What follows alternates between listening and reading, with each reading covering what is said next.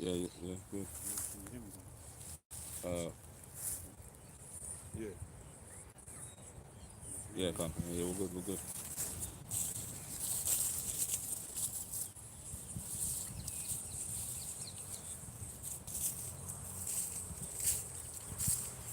Are we rolling? Gotta get the sign on.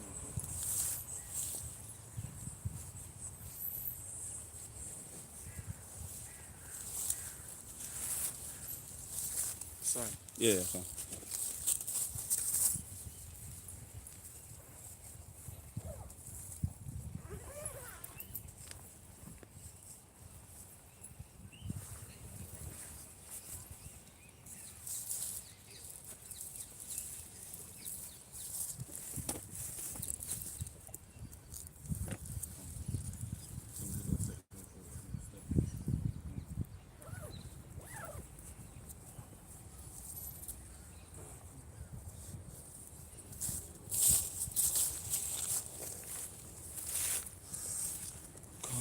All right, cool.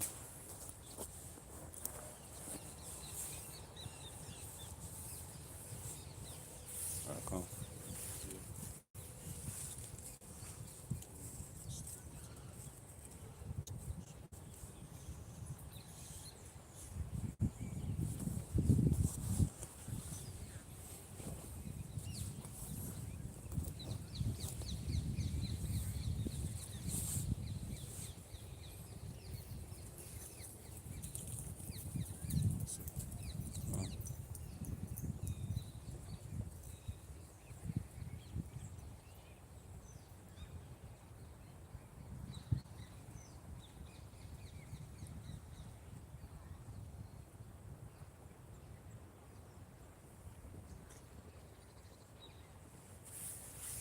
Shalom, shalom. Shalom. First and foremost, want to give all praises and Yes, glory to Yahweh. Yahweh, Bar Hashem, Yahweh Shai, Bar Hashem, the Chakodash. Double honors to the apostles and elders of the great millstone. Come. Blessings to the hopeful and sincere elect, scattered around the four winds of the earth. Shalom, man. Out here once again, in the various different campsites brothers is at. Brothers usually go out on the Saturdays. And as we've been saying, man, the famine of the word is coming to an abrupt end very soon, man. In Amos, the 5th chapter, the Lord said in the time of Jacob's trouble, or when evils are multiplying in the earth, that the prudent shall keep silence in that time, man. And the prudent represent the prophets of the Lord. And they said they're going to keep silence because it is an evil time. And you can see the vibration on the earth is getting more and more evil. Yeah. It's getting more and more, violent, man. It's just more and more civil disobedience ready to unfold, man. And basically, uh, unruly behavior, lawlessness.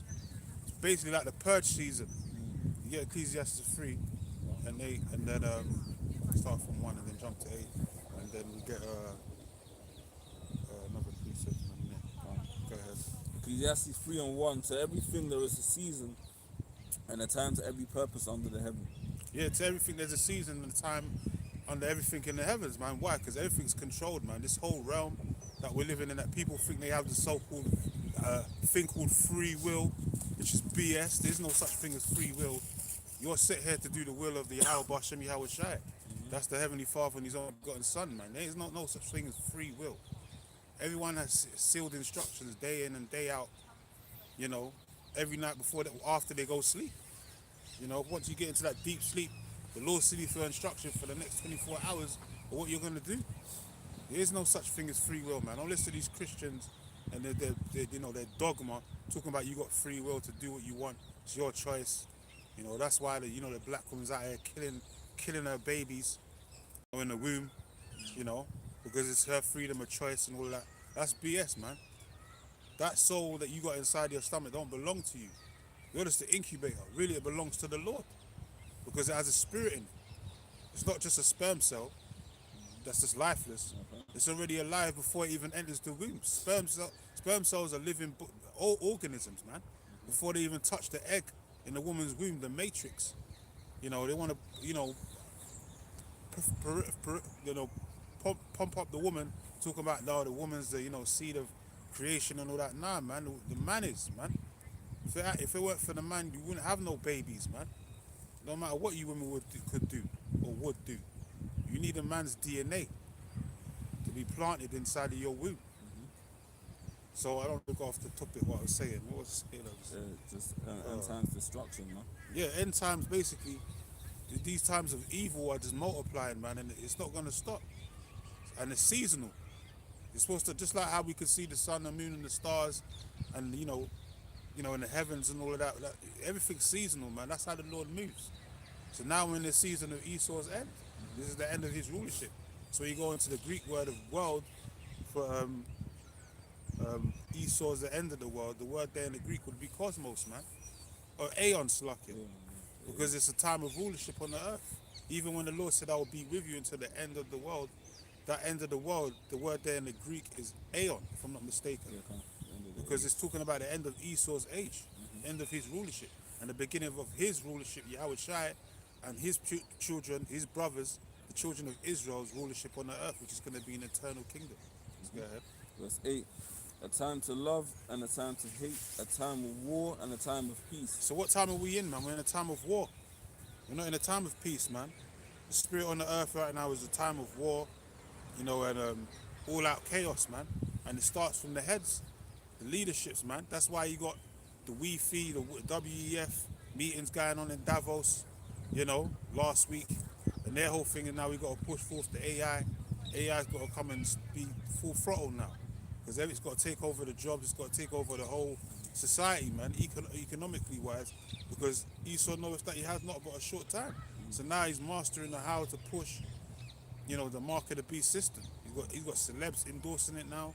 Kim Kardashian and all that, endorsing brain chips and all of that. Other celebs as well. I think even over here in the UK, I don't think he's a celebrity, but they said they had a guy over here in the UK that basically signed up for the brain C-hip. I think he's one of the first guys or whatever. Yeah. Just recently signed up for the brain C-hip, man. He's an advocate. So this is what Esau's pushing. And now they're saying that in the UK they're going to have Starling list-like cities, 15-minute cities throughout the whole of the UK. Starting in over there in Oxford, them rich, suburban areas where all these Edomites live. They want to start over there. They're going to turn all them little towns and neighborhoods into 15-minute cities, man. So it would be like your own little secluded areas. Basically, you'll be in prison within your own little area, man.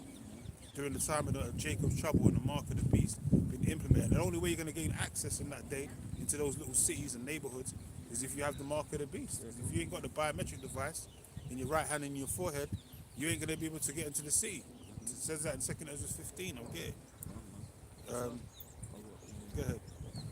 Yeah, man. Because at the end of the day, Esau Edom has an agenda, man, because he knows that his kingdom is at its end, man. That's why the scripture says that the devil cometh down with great wrath, knowing that he has but a short time. He has an agenda to fulfill, and this man is the wicked, man. So everything he comes out with, whether it's his C-hip or his medical industry or anything, even his medical industry, like so what you were speaking on earlier, trying to persuade women that getting rid of children is the right way to go, when it's nothing but sacrifices onto the left hand side. All of that is going to be accounted for, man, in the day of judgment to come. Yeah, back to the point, you don't have free will. Everything is controlled. Yahweh Bashem Yahushua ruleth in the kingdom of men. That's the point I was trying to make. Just forgot, but yeah, if you got something, I'll read this after. Come on, man. Oh, I was just gonna. No, you know what? Okay, I'll read this. The 2 Ezra 15, and I'll start from 16. It says, "For there shall be sedition among men, and invading one another." You're seeing that now with all these ICE raids and all of that, and they're trying to quiet it down right now. They're trying to quell it, so to speak. They got federal agents fighting against other federal departments. So there's a lot of infighting, but that's the scriptures. Satan be divided against Satan, how can his kingdom stand? Should be brought to desolation, man. A house that's divided against another house falleth. It's gonna fail.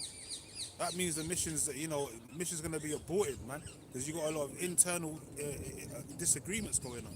Just like with the EU, the 10 toes, there's a lot of internal fractions going on that's causing them to not come to one agreement. But they're going to agree with the NWO agenda with the MOT to the B. But even with that, that's going to come to a curtain call, man. Because when Esau's about to fill his belly the Lord's going to rain terror and destruction upon him. So back in 2nd Ezra 15 and 16, for there shall be sedition among men, meaning what? People are going to be fighting against the government, uproars of the people. These are part of the signs of the Lord saying the second coming. He said earthquakes in diverse places Uprising to the people. and uproars of the people. Those are one of the main ones. And you're seeing that all over the earth, but mainly over there in America right now, because America is basically going to be turned into a total war zone. You see what's going on over there in Minneapolis, and it's still going on. They're still going back and forth with the ICE agents going and protesting and all of that. People are still getting shot, you know, getting attacked, getting falsely arrested and all that, falsely imprisonment. But that's all in the scriptures. It's the time of Jacob's trouble, man. You know, and even Mike Epps in his latest comedy skit, he said, "Oh yeah, you going after the Mexicans and all that, and you should leave the Mexicans alone. You know, they're you know, basically you're saying in a nutshell, they are people. Leave the northern tribes alone." But he said, "Oh, you blacks thought you can get away. You're next." Why did he say that? Because that's what's going to happen, man. They're coming after all the 12 tribes, not just the Hispanic and Native Americans. They're coming after all the 12 tribes, man. But that's when the Lord's going to rouse up the spirit of Judah, you know, and even Gad says the troop shall overcome Gad, but he will overcome him at the last. And we're in the last right now, so the spirit of Gad is going to rise up against Esau, because they're trying to say that Native Americans should be arrested when they're the most indigenous to the land of America. It don't make no fucking sense. If anything, anyone that's an alien or you know, a foreign invader, it's you Edomites, man. You Europeans. You came over to another man's land and stole his inheritance, man. Pillaged the land, robbed these people, stole their, you know, resources of the earth, the land of Ophir, all the gold bullion, all that, the gold rush and all that stuff. All these wars that you've created to take the land. So if anyone's an immigrant or an alien or a stranger to that land, it's you devils, man. You know, you want to claim heritage to something that's not even about, that you don't even, you know, have ownership to. Just like the land of Israel, you got rats over there, and everyone's coming out speaking about the 1948, 1947, you know, the Balfour Declaration and all that, Balfour Declaration to the Rothschilds to steal the land of Israel. Because everyone's coming to find out that you devils are just a bunch of European savages, man. You don't really belong nowhere other than the land of Edom. That's your homeland, Mount Seir. Because you are the Edomites, man. And you don't want to claim that land because there's nothing there. There's nothing but a bunch of red rocks. But that's your habitation. So back in 2nd Ezra 15 and 16, for there shall be sedition among men, and invading one another, they shall not regard their kings nor princes. Yeah, that's why you're seeing officials getting attacked now.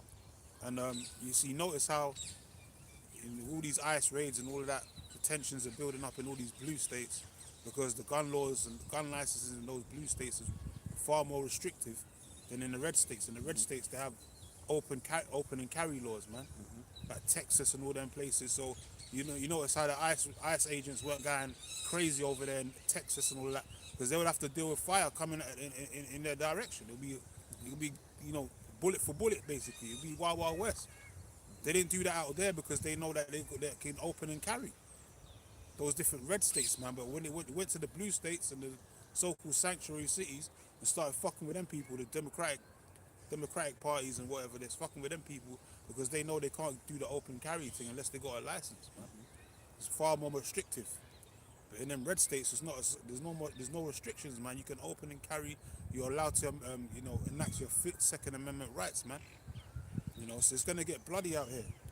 You know, either way, because Esau says he's gonna come down as a madman. He's gonna come down as a flood. So they're gonna do it eventually, and that's when all bets is off. So they're not gonna regard their kings nor princes, and the course of their actions shall stand in their powers. Yeah, purge season, man. Straight lawlessness, man. Civil disobedience. A man shall desire to go into a city and shall not be able. Yeah, and that goes back to the Stalin list type cities that I was talking about. Let's see if I can get the article up real quick. Go ahead. Matthew 24 and 12, and because iniquity shall abound, the love of many shall wax cold, but he that shall endure unto the end, the same shall be saved. So, you know, we're living in a time where basically wickedness is the normality. Like, people are literally, that in America, in that city where I think it was even Minneapolis or Minnesota, but basically there was that that nurse that got shot 10 times by those ICE agents, and there were people casually sitting in a coffee shop. Yeah, Prep. Instead of Alex Prep. Yeah, It's watching. raining, man. Oh shit. Yeah, it's raining. So watching that shit go down, man. So ultimately, like back in the early 2000s, as crazy as the world was then, you wouldn't have witnessed shit like that, any shit like that back then. But it's a sign of the times that basically now, man, violence is the norm, man. Yeah. And people are fully desensitized to it, man, because iniquity shall abound, the love of many shall wax cold. So when people go in survival mode, what does that then result in, man? People then basically pretty much, it's no hold, no feelings, man. It's just survival of the fittest, and you're gonna see a lot of fuckery happen upon the face of the earth in the next couple of months to years, man. Yeah, definitely, man. That's the times we're in. Sedition. Yeah. Time of civil disobedience, unrest. If you ain't got nothing, get 2 Ezra 16 and 17. Because evils is multiplying, as we've been saying, man. And it's that time. Tis the seasons, man, as I always say. Tis the seasons, man. I mean, this is the time of the end. This generation shall not pass till all these things be fulfilled, man. And that's the word of Yahweh Bashem Yahweh Shai.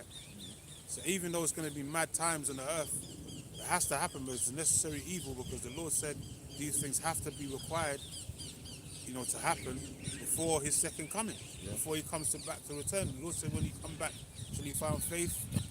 And when he comes back, you know, there's going to be blood in the streets, man. It's already going to be bloody and war and violence in the earth. World War III is going to be in full throttle when Yahweh Shai comes. And he's going to come and add more fire to the situation and come and deliver his elect scattered around the four winds, but mainly over there in Babylon the Great, America, man. You know, because they're going to need major deliverance over there because those nukes are going to be pointed straight at, most of the nukes on the earth are going to be pointed at America. And you can see why. This guy Trump, big mouth Trump, man, they can't hold his fucking, you know, he's humble himself, can't hold his tongue, just spouts out anything he wants to say, you know, disregards anyone and anyone else's other authorities or disregards any allies or whatever. He just says what he wants to say. That shit's gonna get him a foot in his ass, man. Because he's writing a check. He's asked about cash. He's writing a check that his ass can't cash, man. And that's why America's gonna get nuked off the face of the earth, even by their own allies, man. We can see it. It says their own counsel shall cast them down. Yeah. You know, the light of the wicked shall be put out. And these top elites, man, no matter what they got for the New Old Order agenda, they're still playing into the hands of Yahweh Bashem Yahweh Shai. Like we said, there's no such thing as free will, man. Whatever these devils are doing, they're being controlled to do. They think they're controlling their little puppets and all that. But who's controlling them? Scripture says the king's heart's in the hand of the Lord, man. So Esau's playing a lose-lose situation. But somehow, some way, he thinks he's going to defy the Lord and then try and fight the Lord when he comes back with the angels, with your little boy toys, you know, your little planes and whatever you got up there, you know, to try and battle the Lord. The Lord goes to blow you to smithereens, man. Out of the heavens, literally gonna blow you out the skies. You and your armies, man. He's gonna dismantle all of you. One go. 1 hour, he's gonna destroy your whole fucking American history. For 250 years, even causing mayhem on the earth. All that's gonna be destroyed in 1 hour. 100%. So how great is your like, power compared to the Lord's then? That means you're weakling, man. You're really like small on the totem pole of things. But because the Lord put the basis of men into power, in that power seat, you think that you can never be brought down. So back in 2 Ezra 15:16, man shall desire to go into a city and shall not be able. That's them Stalin list type cities, man, the 15-minute cities. And also they're saying they got this new outbreak, some bat poison or from India, some Batman juice that got leaked, you know, and it's spreading from India and all that because niggas is fucking with bats and all that. That's why I said follow not the way of the heathen, because these heathens, they eat and do anything, man. Like, you've seen people in video eating bats, man. I've seen actual Chinese people with a plate of soup and they're dipping bat wings in the soup and eating it like a chicken, man. Oh shit, I'm gonna get a brother, yeah? Yeah, you can. Hold this one second for the Wi-Fi. Eating some fried bat wings and all that, man. Like, that's an abomination. You ain't supposed to be eating all shit like that. That's why we gotta teach you heathens how to live, man. We gotta put you in your right minds, man, in the kingdom, man. Because you ain't gonna be eating those abominations in the kingdom. You gonna stick to the biblical civil diet, man. of lawful foods, man. There's all kinds of fishes you can eat. It don't mean you have to eat everything that's in the fucking ocean, or anything that's on 4 legs. You man eat frog, snake, crocodile, shark, anything with little hot sauce on it, the sweet and sour. Yeah, you put a little sweet and sour on the octopus and you think it's edible. No, man. That shit's edible for an animal to eat. We're not animals, man. We're supposed to be above the animals, man. We have laws. And in the kingdom, that's why you other nations, you Moabites, Ammonites, Elam, Ishmael, no more camel eating, no more camels hum. Camel milk. Yeah, camels hum, camels penis. You ain't eating none of that shit no more, man. You ain't sacrificing no more camels and none of that gory shit that you heathens like to do. You ain't gonna be humping no more goats. You know, all that shit. You ain't gonna be doing none of that shit no more, man. You're gonna be put in order. And that's how you're gonna put these people in a righteous state. Because if you leave them to their own devices, look what they do, man. Now these poisons have been spread around the earth because these heathens don't want to leave these undefiled foods alone, man. Spreading pathogens and shit.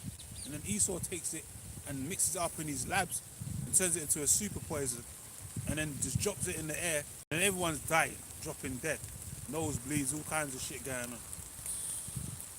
Oh, if you don't mind me saying as well, because we got a glimpse of that with the Wuhan situation not too, well, actually the time's gone by, but with the whole 2020 thing coming out of the market, they were saying the bat soup and all of that stuff.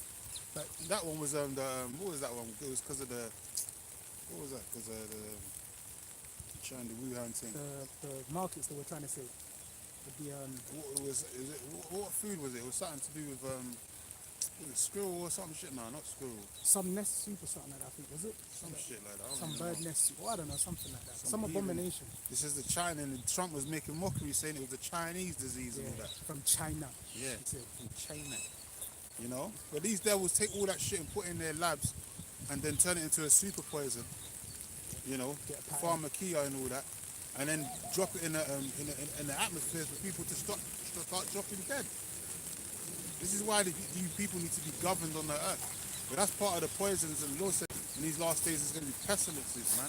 You can get that in Luke 21. It starts from like verse 11, I think it is. The Lord says there's going to be pestilences, man. And that's like plural. There's going to be many different, you had the Wuhan China thing, and now you got this Nipah, Indian terror, Indian bat poison and all that spreading out here.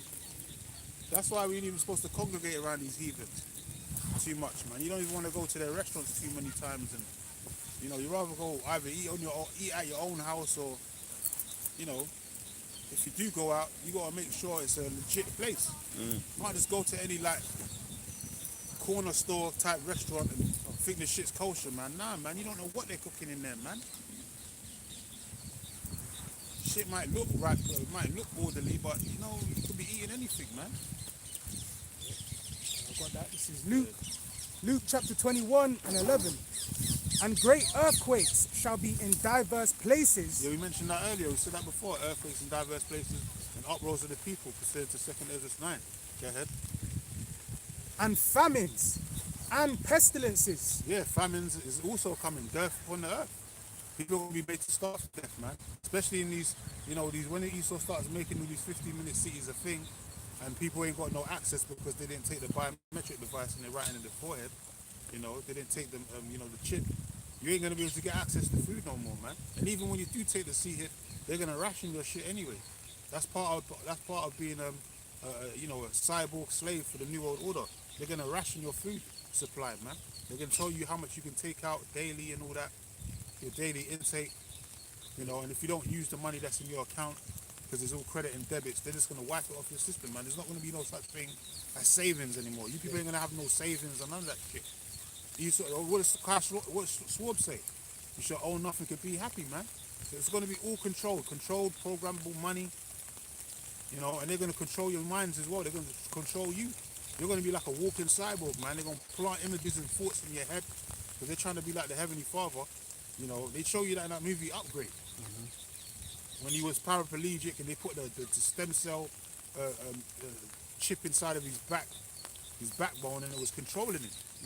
And then it was basically putting false images in his mind, making him see things that weren't really happening, man. So he wasn't even living in reality no more. He was basically living in a simulation in his mind, and he thought it was real. You know, and so that's how Esau can use that technology to manipulate you, man, to control your mind, man, to make you just turn you to a fucking vegetable soup, man. Yeah, man. You know, vegetable state, like a straight up robot. You won't even know your past, all that shit. It just make shit up. You know, if you can even remember, it'll cut off that line, that pineal gland connection to the Yahweh Shemi Shad. It's gonna get cut off. You take that shit, see it, man. Yeah. Go ahead. Oh, remember as well, not too long ago, like they were Trump and that they were removing the EBT and all them benefits, the SNAP benefits, and all the government assistance. You know, they're just going into the famines as well, man. A lot of these people are going to be starved out. That's going to cause hunger because people can't afford to live, man. And then there's a lot more people are getting laid off. A lot of you women are getting more laid off as well. Yeah. So you know, you women, that's why it says rise up, you women are at ease, man. You careless daughters. The vintage shall fail. You know, you're going to lament for the teats, man. Because all your little privileges, your little liberties that you had over here, you bitches was fighting for civil liberties and civil rights. All that shit is going to be taken away from you in an instant, man. Showing you that you never really had any rights. It was all a mirage, man. You fell for the okie doke because you women are simple as hell. And for all that, you know, short-term pleasure, you gave up your husband, man. You kicked your husband out of the house so you can get them short-term benefits, man. Not knowing that it was made to destroy the whole family structure, man. So you women are going to pay for that. You women are going to pay for that, man. No one's going to come to your aid when you're screaming and shouting in the middle of the street, help me, help me, please, and all that. Only certain women are going to be delivered, man. Most of you women are going to be just left out there to just drop dead, man. Yeah, man. Yeah. Defend yourself since you're so independent. Yeah. You know, you had that in Ezekiel 9, the Lord said when he sent them angels out there, they killed women and maids. Like, apostles always mention the fact that the Lord mentioned women twice in two different formats. The young women and the women of age, like all of them get slaughtered. And that's going to be a lot because, you know, the ratio to women to men is a lot anyway. So we don't need a lot of women. That's why, you know, the killing is going to be so much. The Lord said the slain of the many, the slain of the Lord shall be many, because we don't really need a lot of women to survive. Really, you need men to survive, man. If you got a few good men and a few good women, you can still repopulate the whole earth again. Because Noah and his 3 sons and their 3 wives, they repopulated the whole earth from 3 souls, man. Ham, Sham, and Japheth. They repopulated the whole earth all over again. Showing you that we don't need many, you know. The Lord doesn't need plenteous of women to, you know, do this thing. We can bring back the nation of Israel just through a few women, but the Lord's going to give us the pleasure to pick and choose who we want. That's how much women there are on the earth. There's so much women. Like, when people get stuck in the you know, the mindset of you know, because we live in a Western society, and you know, you never really traveled nowhere. You're thinking that all the women are just over here in the UK and in America. Oh, no. Nah, man, you travel the earth, man. You gonna find villages full of fucking single women, man. Yeah, man. Women ain't even seen a man before, just there waiting to be plucked. Yeah. Like there's those Hawaiian women and shit. Yeah, Polynesian. I just saw a Polynesian TikTok. I was like, bro, she look like some lighty from the ends. Yeah. But she like peng, bro. Yeah. Like, I was like, bro, like Polynesian, Yeah, bro. yeah. Japheth, man. Come. You do ones that do the belly dancing and shit. Yeah. Long ass hair, looking all, you know. Yeah. What's that? Mona. Yeah, Mona, yeah. Looking like Mona and shit. The baby bearing The real life version. Pretty as all hell, man. Yeah, man. They got villages full of women looking like that. Imagine that. Villages, man. Yeah, they do still. Countless, man. That's why what Benjamin was dying out. What did the Lord say? Go to them go get the women of Shiloh, man. We thought we was done. We thought it was the end of us, man. Come. You know, little Benjamin and that. We thought we was through. Yeah. He said, nah, we got. The Lord said, nah, I got you. Go to them women and grab up them women there, man, and repopulate again. Real talk. Man, bro, you could only imagine Jake was seeing the young virgin up. Jake was carrying one on the shoulder, one in the hand, and all that. Come, you know, you know, run into the tent and shit like that. Dash one in the corner, deal with one and deal with the other later. Yeah. You know, having their way, just plugging, man, plowing, repopulate, bring back Ben. Now Benjamin's a big back as big and back and better, you know, than ever, man. Benjamin's one of the main tribes again. No more little Benjamin. By our point, we was nearly done away with. But it shows you that the Lord can bring back the nation through a small number. That's why the elect are known as a small sanctuary, man. Compared to the Israel, the sons of the sea. That's why when we come back, when we get the kingdom, even before the kingdom, when we get into the kingdom, it's going to be a small you get 2nd Ezra 8:1 real quick. It's going to be a small sanctuary, man, and we going to repopulate the whole earth all over again, to the point where this world is not going to be able to contain the whole nation. We're going to have to move to other planets. Right, you want 2nd Ezra 8:1 now? Yeah, real quick, and then you jump to your... 2nd Ezra 8:1, and he answered me, saying, The Most High have made this world for many, but the world to come for few. Yeah, this world for many.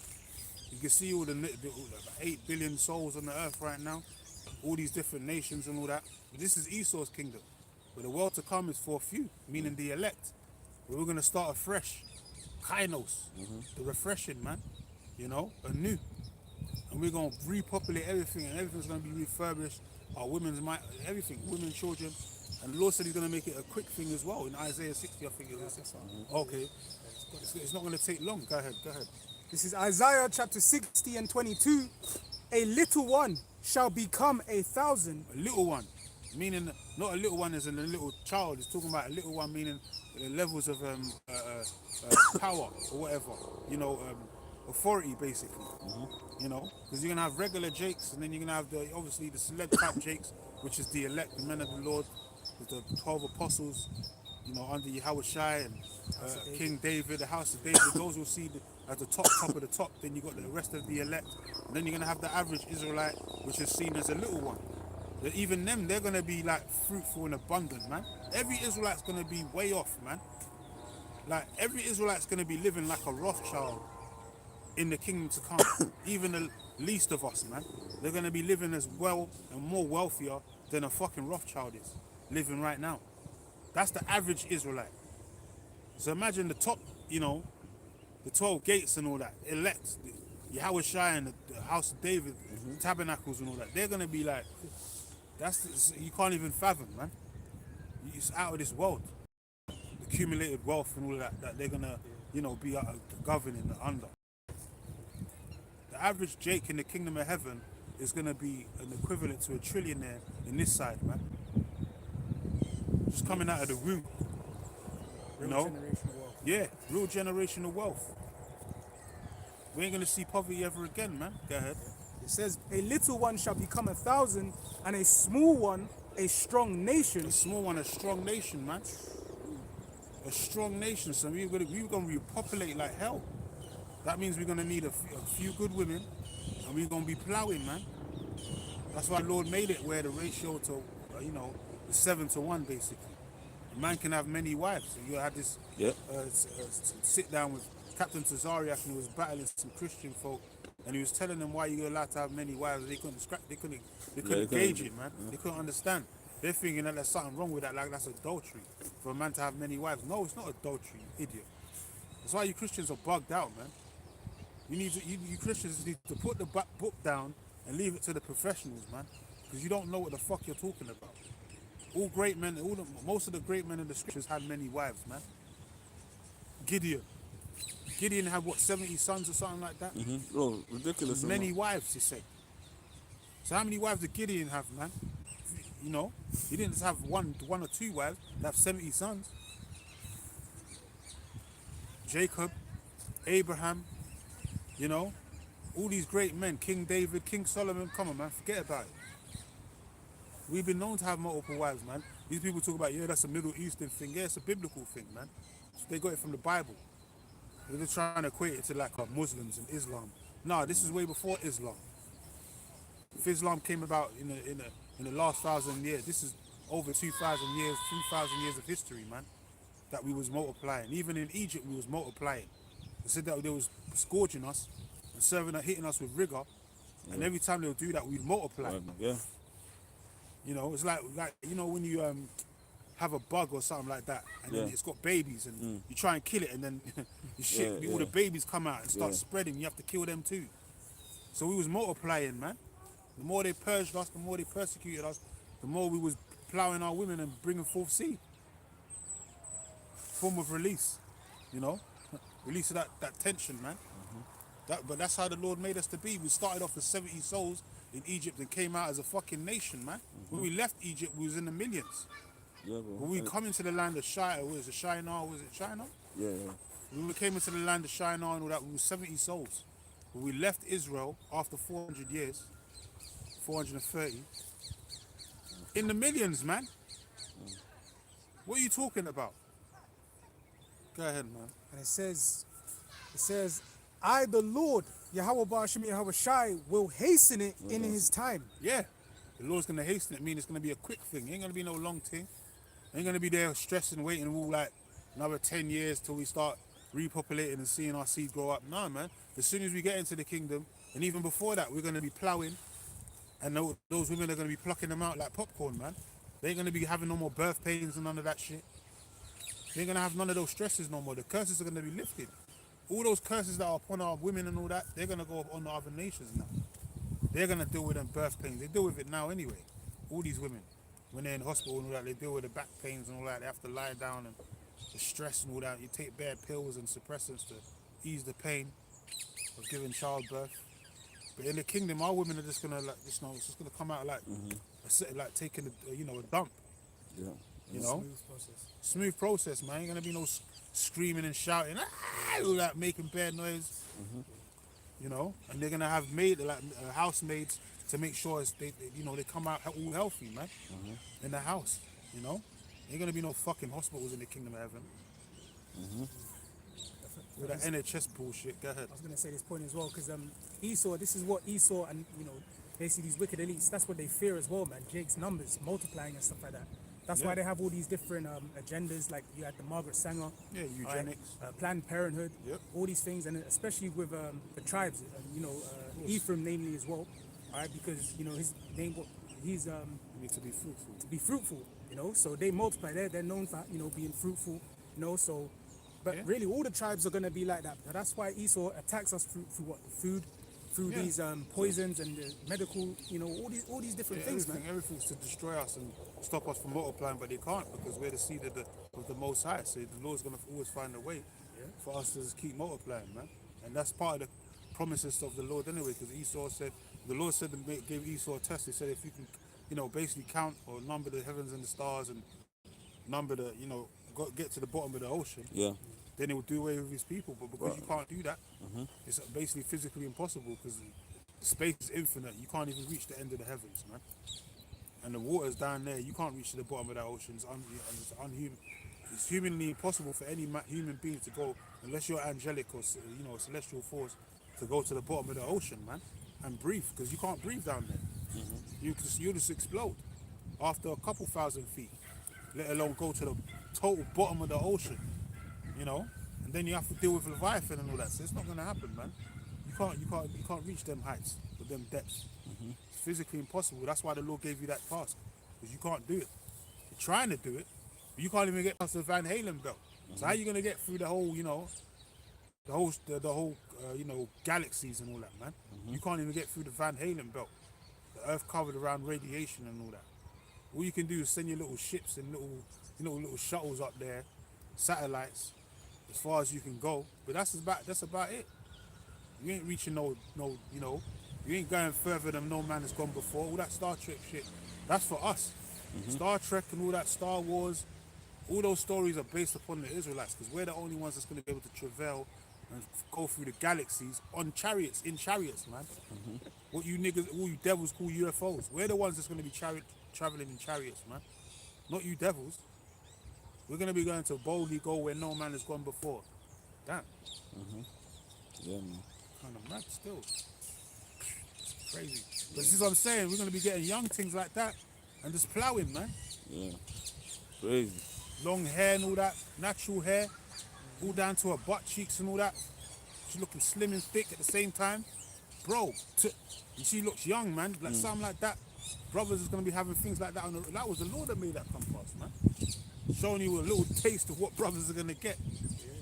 We're going to get them good, and we're going to get your women too, Esau. Your women don't even desire you no more. All kind of videos coming out on YouTube talking about how the white woman don't desire the white man no more. They're not masculine enough. They're too feminine, they're faggots. They're fuck boys, you know, a bunch of cucks and all that. They like to see their women getting ploughed by black men, man. Because they're envious, man. You know? 22 spirit, man. Yeah. They're envious, they're jealous of the black man. It's been like that since slavery. That's why I used to cut off Jake's rods and all that. And put it in, you know, and idolize it. You know? They used to put it in pots and cut off Jake's bodily parts. Because they used to, you know, it was enamored at the fact that he had these big buck Jakes that are so strong and manly looking, and we got them in slavery. But look at them, man. Look at their stature. Look at their you know, you can only imagine, man. You had some back in slavery times. You had, look at all these giants in NBA now. You can only imagine tall buck Jakes that you had back then during the transatlantic, probably taller and bigger. You know, strong mandingo looking ass niggas, man. And Esau's always been envious of us, man. Because why? Because they're the weak and we're the stronger. Yeah. That goes back to the blessing and the curse. When we came out of the womb of our mother Isaac and Rebecca, man, one shall be stronger than the other. And you clearly see through sports, music, and entertainment who's the weaker and who's the stronger, man. Esau's weak by nature, man, feeble. That's why your own women don't like you. And like Apostle Tahar said, once you lose your women, that means you've lost your kingdom, man. We lost our women. That's why we lost the kingdom. Because our women turned their back on us. And now your women are turning their back on you. And you're in power. So how much, that means you're free. Your own women don't desire you. Yeah, that's right, man. So we're going to have all of the good stuff. We're going to have all the goodies, man. We're going to have the top of the litter, man, the pick of the litter in the kingdom of heaven. And we're going to brag and boast in it too. We're going to take your daughters. You're going to split, you put your auctioning blocks, take your daughters and all of that. Well, yeah, man. Fun. And you ain't going to be able to do shit about it. You're going to be crying like a little bitch. Yeah, man. We're going to beat your ass even more for even crying. Yeah, man. Go ahead. That's how they had us in slavery, man. They had a They black rape woman. our women right in front of us, Yeah. our kids and all that. We ain't going to be doing that nasty shit. Yeah, but no. we're going to take your daughters. Yeah. You already know once you grab your daughter what's going to happen to her. Yeah. You ain't going to have no power over nothing. You can just sit there sobbing and crying. Be like, yeah, this is what you get. No, 100%. You know, this is revenge, bitch. Yeah, well, you know. They showed you that in Birth of a Nation. Yeah. Had, That Turner movie. We gonna get revenge, man. Go ahead. He grabbed up Gabrielle Union in front of her man and that. Esau was having his ways, having a field day, man, during that time. Field day, man. Like even the other day, Apostle Gabar was doing a video, you know, the barrel thing, what they used to do in the circus and all that. You go to the fun fair, they put a nigga's head in a hole, and you get the little bit of the ball and you throw it at the Jake's head, the Popeye cartoons and shit. And then there was one other cartoon that was showing the Native American Indians. And then Popeye comes out in the black and white cartoon, and he was just taking the piss out of the natives, saying, "Yeah, that's what you get. You know, that's just how you treat, a native, basically." Crazy, so they know that those natives and those indigenous people are our people, man. They're Israelites. They know this, man. That's why they used to make mockery in them black and white cartoons. I got something for you. Go ahead.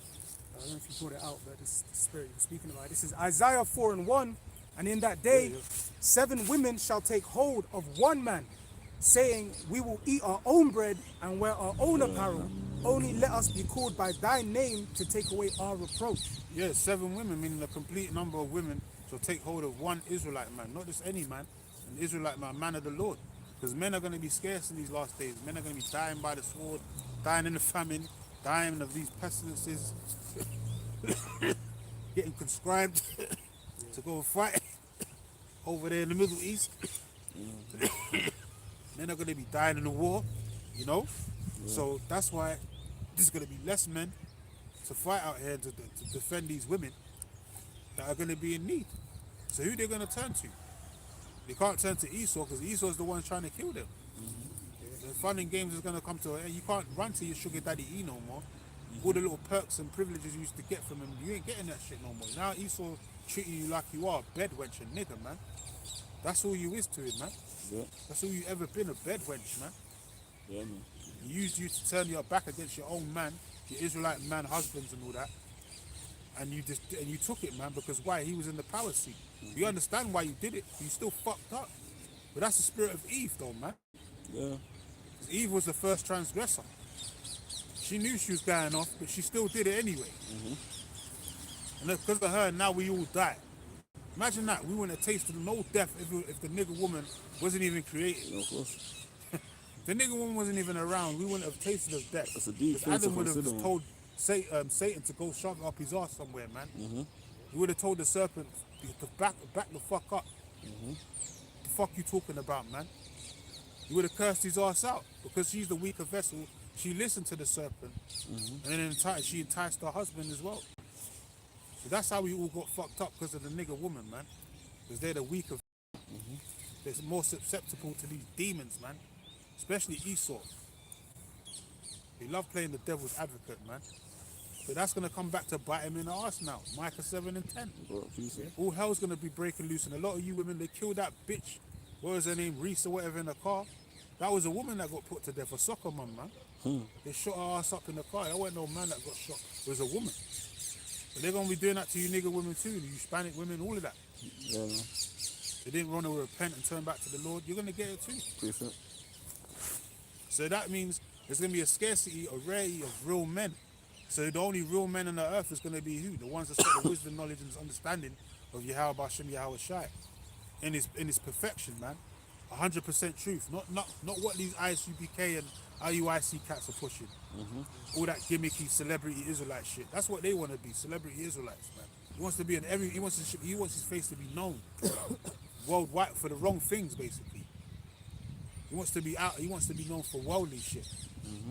A worldly Israelite. We ain't out here to be no worldly Israelites, man. PC and Friends of the world, you know. bullshit. Yeah, we ain't friends with this fucking world, man. Just invite anyone, you know. We ain't doing all that, man. We're enemies of this world, man. We ain't supposed to be trying to be friends with this world. We're getting ready to be persecuted. Apostles and elders, brothers will be doing various videos.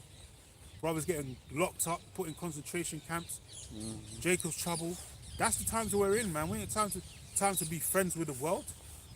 The fuck is wrong with you niggas, man? I'm showing you guys was never right from the beginning. You guys are just basically not part of the Lord's elect, man.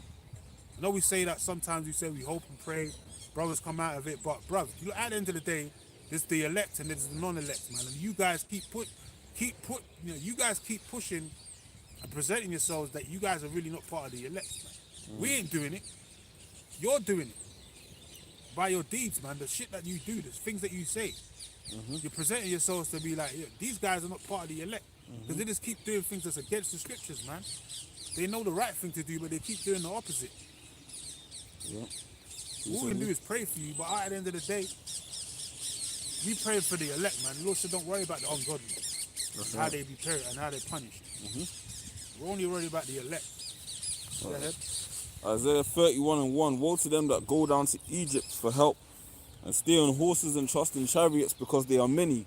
Because, you know, like, in the same way you got now, Jake, that loved the system, back in the time of Moses, you had the same. You had niggas that said, let's go back to Egypt for the leeks, the lemons, the limes, the watermelons. After they just got delivered. Seen all them miracles and all that. Chariots, all that. The Lord opened up, split the Gulf of Suez and all that. Split the Red Sea. Made man walk on dry land. You know? After all them miracles, Jake still wanted to go back to Egypt. Showing you our people just never get it right, man. We need to be taken out of these bodies, man. These bodies are just too feeble and susceptible to demons, man. Demonic energy. How you gonna see all them miracles and then say, no, I want to go back to Egypt? Wicked, bro. What kind of shit is that? Yeah, bro.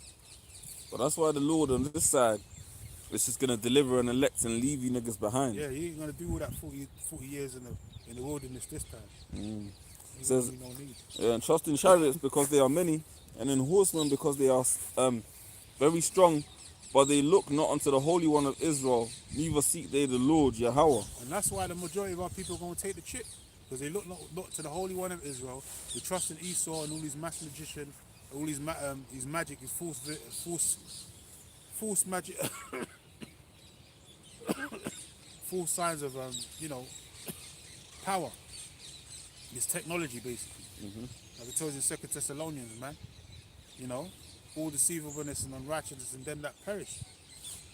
Like 2/3 are going to be enamored. Like they're going to take that. That's what I was going to say. Yeah, the guy that took the sea hip in the UK said, "Oh yeah, it's magical and all that." That goes back to the thing, what it says in the scriptures, man. They're going to fall for these vain and false imaginations of the devil, man. These vain miracles. False miracles, man. That's what they're going to fall for.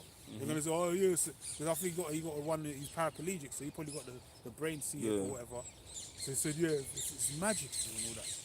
That's what he said in the comments. So they're pushing it out there like, yeah, this is life transformation and it's magical and superhuman-like, and you know, all they're doing with that brain seed hip is putting ChatGPT in your damn forehead, man. With that bitch Kim Kardashian, she said, the doctor said, yeah, your frontal lobe is the lowest part of your brain that's basically not being used. That's the lowest part of your brain. Now, why did you say the frontal lobe? Why did you say the back? Why didn't he say the side? He said the frontal lobe. Because that's where they're going to put the C-hip, in your forehead. So people don't see that. They don't clock on to what man was really saying. They don't read in between the lines. The guy said, if you look on the screen, it's probably some brain picture of someone else's head as well. Probably not even hers, man. Probably some old cancer patient that dropped dead. Or some old patient, they got their picture up, thinking that it's her brain that they're examining. They said, yeah, if you look at the frontal lobe, it's the lowest part of the brain, of brain activity. So that's why you're so dumb. So where are they going to put the Neuralink? In your damn forehead. They're not going to put it in the back of your head. They're not going to put it in the side. It's to scan your forehead. That's why he said the frontal lobe. Because when you go into the forehead, in the Greek, it's metapon. Talking about the forehead, like, just behind the skull. Your cerebellum and all that, man. Your cerebral cortex. If that's what they call it, I think. Yeah, it is. The cerebral cortex. Yeah? They're not going to put it by your pineal gland. They want to cut that connection off. You're not going to scan the back of your head. You're not going to turn to the machine and turn around and scan the back of your head. They want to scan the front of it, your face, all that. So that's why they said, yeah, your lobe, your frontal lobe. So they're going to put the brain hip, C-hip right here. And she's probably going to have a tattoo on her forehead of a fucking all-seeing eye or some shit with diamonds in it. You know how these, fashion gurus do. Oh, yeah, 100%. She's going to make it look fashionable. And you're like, look, see, I got a fashion tattoo. And it's got diamonds in it, crusted. Yeah. She's going to be flashing her shit on the thing to get access into her house. They're going to get someone like Nicki Minaj, right? Like what she's doing right she's now. already good to go. You know Trump hit that Yeah, couple of times. course. The way she's standing there and she's just like Trump's just like, yeah. You can see that's his bed wench, man. Yeah. He's been popping her, man. Yeah. They're going to have her promote the shit, man, 100%. Of course, all man. The barbs. She just came out of nowhere, started talking shit about Trump, advocating for this devil. Why? Because the music sales have gone down. No one cares about her music no more, you know? She's old and dried up, washed up, used and abused. So all she can do now is try and front like she's into politics, advocating for the devil. Everyone knows she's a sellout, man. How many millions did he give you to get up on that stage, man? Yeah, man.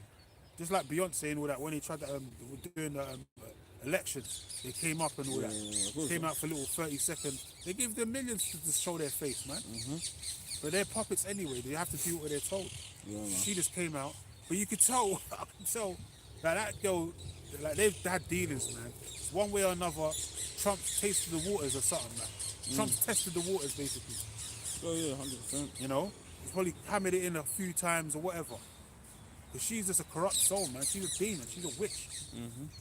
They're standing like a robot. Yeah, Trump and nah. She sounded like a cyborg, man. MK Ultra'd up, man. Yeah, man.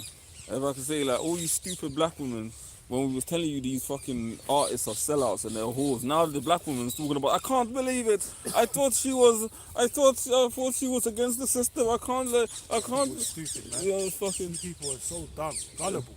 You don't know that all these artists and celebs, they're all lesser luminaries, man. They're bought and paid for. They're all compromised themselves. They have to do what they're told, man. And if they don't, they end up like Diddy. Or R. Kelly. Or if they try and bite the hand that fed them, because they're thinking that they're getting too big for their boots, they end up like Diddy. Or R. Kelly, yeah. Because sometimes they get above themselves. They see all the zeros in their account, and they think they're unstoppable, they can do anything they want. Because they're, the law's working for them, basically. If I want something, I have it. I gotta have it.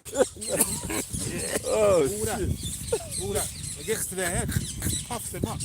All that pride puffs them up. Then they get too puffed up where they think they can actually fight against the bite of the hand that fed them. Meaning them JOSS's, man. And once you do that, that's all bets is off. So they're not gonna take that lying down. They're gonna be like, oh, you wanna try and bite the hand? You saw what happened to Michael Jackson. You saw what happened to Bill Cosby. You wanna bite the hand? Alright, nigga. Like that's why I was even watching today. I see that woman, Sophia Stewart, the woman that made Matrix and Terminator. She's still alive, man. But I just get the feeling something's gonna happen to her soon, man. They're gonna get rid of her because she on like Warner Brother and all these different companies. They owe her billions and all that. She ain't gonna see them hundreds of billions. They're gonna make sure she don't see those hundreds of billions, man. That's equivalent to like Bill Cosby buying NBC or whatever, man. They ain't gonna give no nigga within hundreds of billions, maybe a billion, whatever, but hundreds of billions, they ain't giving no nigga that. She'll be dead before she sees that money, man. Something gonna happen to her, man. She gonna drink something, she gonna eat, they gonna do something. But then she even brought out she was groomed from a young baby by the by that Rothschild's class. Yeah. She knew about the Rothschilds from a young age and all that. She said she was part of that. She was basically groomed from a young age. That's like a lot of our people, man. A lot of our people are picked by the wicked elite and they're groomed from a young age to do certain things, and then they grow up and people just think, oh, they're so talented and this, that, and the other, the stars. No, they was groomed in that light, man. They was groomed to be that way. And then whatever ways they could use to get into different industries, they use that, those different connections, man. Those different powers, but those different leeways that they got through working with those elites or getting used and abused by the elites to gain their way into society, get into certain doors that people can't get into. And then all of a sudden she was the maker of Terminator and Matrix and all that. Yeah, but she's the founder, but she was like equating it to like, but she was the first one. No, she wasn't the first one, man. All that's in the scriptures, man. All those stories that she was talking about, she got that from the scriptures. Terminator, all this New World Order, Revelation, Judgment Day. That's all in the scriptures, man. She didn't come up with that out of her own head. But that just shows you these industries, and it's all corruption, man. It's all corrupt. Why? Because the corrupt are ruling the earth. The wicked bear fall. That's right. I got something. Go ahead. This is Revelations 16 and 14. For there are the spirits of devils working miracles, which go forth unto the kings of the earth and of the whole world to gather them to the battle of that great day of the Most High Almighty. We reading? Revelation 16, 14. Oh yeah, the three frogs and all that. We read? I'll read it again. Yeah, that's a bit further. Unclean frogs. Yeah, three unclean spirits on it. Do you want to read it? Yeah, you can, but I just wanted to know what you was reading. Oh yeah, they start with unclean frogs. Yeah, that's down into the political, military and financial systems of this whole European, EU beast system basically. How they set up this whole beast system, and their prior states, whatever. Washington DC, you got the UK, and then the Vatican. And that Vatican, man, the Catholic Church is the reason why you got all these man-made religions on the earth is because of that fucking Catholic Church, man. You got the reason why you got all these damn Islamists going crazy for some Muhammad and all that. It's because it was made up in the damn Catholic Church. It's a Catholic Church doctrine, man. It's basically a denomination of the Catholic Church, Islam. Yes, that's where it was birthed from.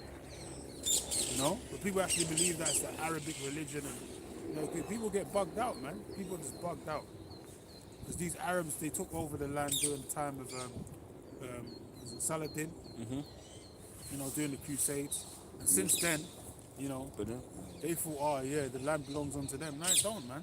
You Arabs never belonged in that land, never. Dome with the rock and all that shit. Yeah, man. That Palestinians and all that, you Arabs fighting over that land was never yours, man. Now that's why Esau, he tried to get into that. He got pieces of the land, and then he started trying to celebrate. But now the Lord's gonna kick both of their asses out of that land, because none of their asses are supposed to be there. That land belongs unto you Negroes, Latinos, and Native Americans, man. That's your motherland, not no fucking Africa, man. This is AJ Tracy talking about I'm going back to the motherland. He's a Trinidad and Tobago. You must be out your fucking mind, man. Trinidad and Tobago ain't the motherland, you moron. That's the land of your slavers, man. That's the land of your ancestors being persecuted. That's what that land is, Trinidad and Tobago. That's the land of your captivity. Our homeland, where we was promised to you from Abraham, from the Chaldees, and he said he was going to give you this land for your whole generation, your people to be multiplied in, was the land of Israel, you know? Jerusalem, Yerushalayim, the land of peace, city of peace, you know? Palestine, man, that whole landmass. Well, from the, what does it say, from the, is it from the Nile? Not from the Nile, no, from the Jordan to the river Euphrates. That whole landmass is supposed to be the promised land, man. That's the promised land. That's our land. All of it. And the Lord said he's going to even enlarge it when the kingdom comes, man. He's going to enlarge our borders. We're going to make everything more beautified and more, you know, more abundant.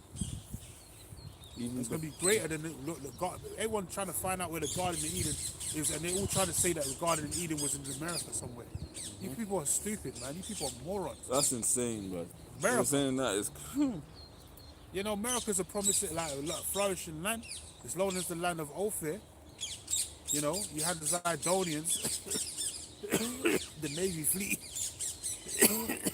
the Navy fleet of King Solomon under Hiram Abiff, and he sent them over there. I told you that in First Kings. He sent them over there to go and get them precious metals and precious stones and, you know, woods and exotic animals to come back to the Holy Land to build his temple and his house.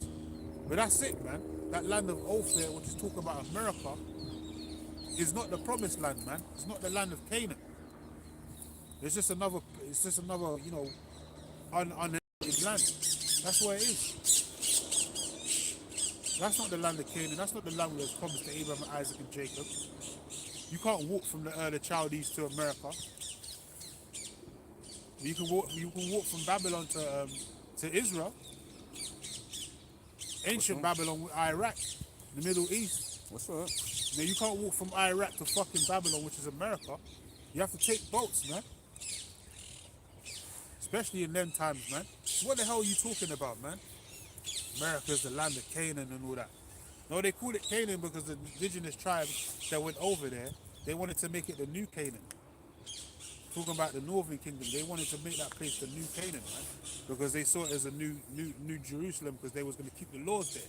But then over time period, they corrupted themselves and they lost their way. That's why they're worshipping animals and doing all kinds of abominations right now, man, over there.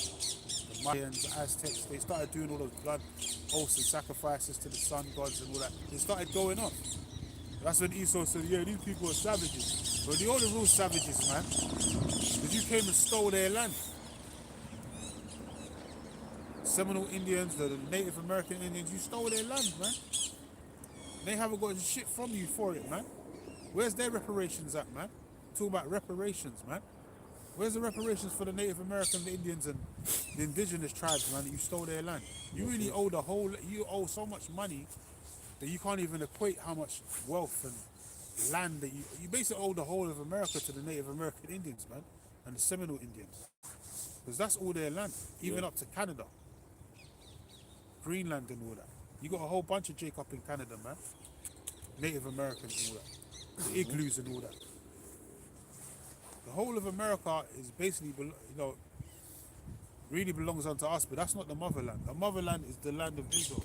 This is the mother of us all, man. And we're going back to that once Yahweh Shai comes. That's right. These devils try to, you know, fulfill that prophecy, but you can't because you're not the people. 1947, 1948, you tried to come off the boats, talking about you're going into the land of Israel. You know, when you're coming off the boats in suits and ties and all that, coming into the land of, you know, Palestine and shit, and Gaza. That's crazy. You're not the people, man. The Lord didn't say we was going to come to the land in boats and wearing suits and ties. Yeah. If I can say as well. Even though it was all bullshit and they knew they were going to be wicked in the land, they came up with all these fucking agreements with the Palestinians about coexisting. When we go into the land, we're not going to coexist with heathens. We're going to have our nation back. You're going to be under our rule. We're going to be under our rule with and the when Lord. you came into the land, the first thing you did was start a war. What does the scripture say? When we get back into the land, we're not going to learn war no more. Yeah, man. The nations are not going to learn war no more. There ain't going to be no World War IV. There ain't even going to be a civil war. None of those things ever again. You know? That shit's not going to exist. All the weaponry's going to be destroyed. Yeah. You know? So, showing you that you know the people of the Lord, because the first thing you did when you got into the land is you started a war. Crazy, man. Showing you devils are just, you're serpents, man. You're a nation of serpents. But everyone's coming to waking up to the fact that all these years we've been saying that the so-called Jews are really a bunch of Edomites and Amalekites, and that they, come out of the Khazarian Empire, so on and so forth. Now they can see the proofs in the pudding. Yeah. Everyone's talking about Israel and how Netanyahu, they don't belong in the land. We've been saying this shit for ages, man. Even Maduro in one of these conferences that I'll put up on my page, and he was saying that those Jews, they know that they're not the real inheritance of that land. They don't belong in the land of Israel. They're a bunch of imposters. That's basically what he was saying. Yeah. That was just before he got arrested and shit. Or got kidnapped and shit, man. He said that he said it. He said that those Jews over there, the land of Israel, Zionists, they know that they're not the real people of that land. We've been saying that for years, man. Anytime we say it, you hate. Anti-Semitic this. Anti-Semitic, yeah. Yeah, but how can we be anti-Semitic? We're Shemites, man. Yeah. We come from the land of Shem. So does Esau. He's gonna try to claim the whole line for himself. Yeah. Yeah. Land that's never been yours. Really? You're supposed to hate us. You always had hatred for us, but you want to be us at the same time. Don't make no fucking sense. Yeah, man. You never want to be like the people you hate.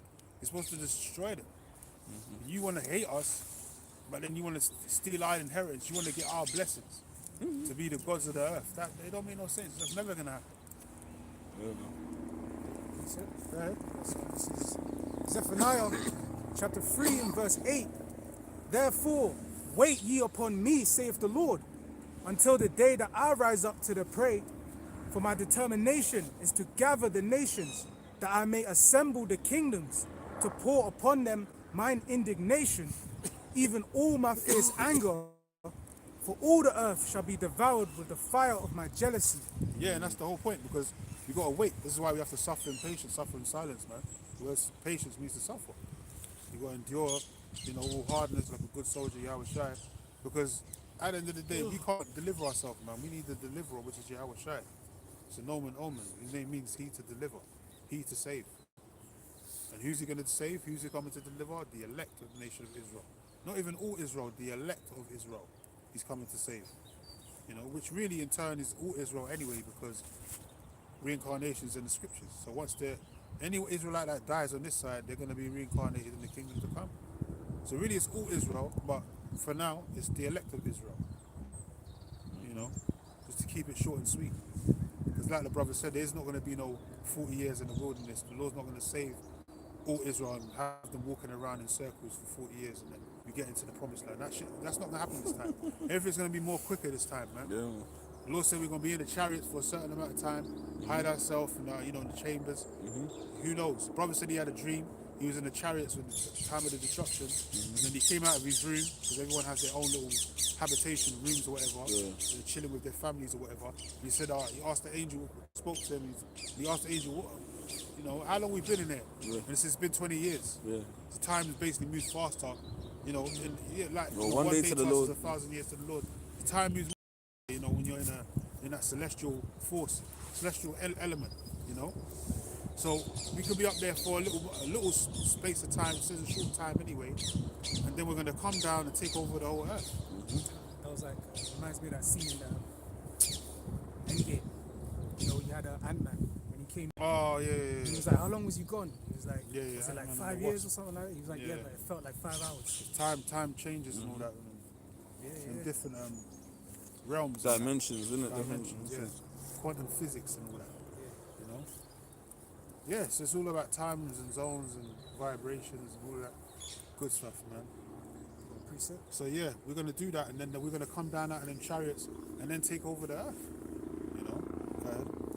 Another one, this is Zephaniah chapter 1 and 18. Neither their silver nor their gold shall be able to deliver them in the day of the Lord's wrath, but the whole land shall be devoured by the fire of his jealousy. Yeah, the whole land's talking about America, man. Because the Lord's got a special punishment, a vendetta against America. Because that's where the majority of our people got enslaved and carted off into slave ships, man. And all the 12 tribes are over there, North, South, and Central America to this day. So that's why there's going to be a great exodus out of the modern day Egypt, which is America. But like I said, going back to the other point, yeah, we have to wait for Yahweh Shai, because he's the only one that can deliver us from this devil's clutches, man. He's the only one. We can't deliver ourselves, man. You know? We can't do nothing, man. If we don't have the Lord on our side, we'd be left here to just rot away, man. We'd be made extinct, because this devil and his power and all his technology and all his military, we can't do nothing against that. That's his blessing. The only thing we can use against that is spiritual power.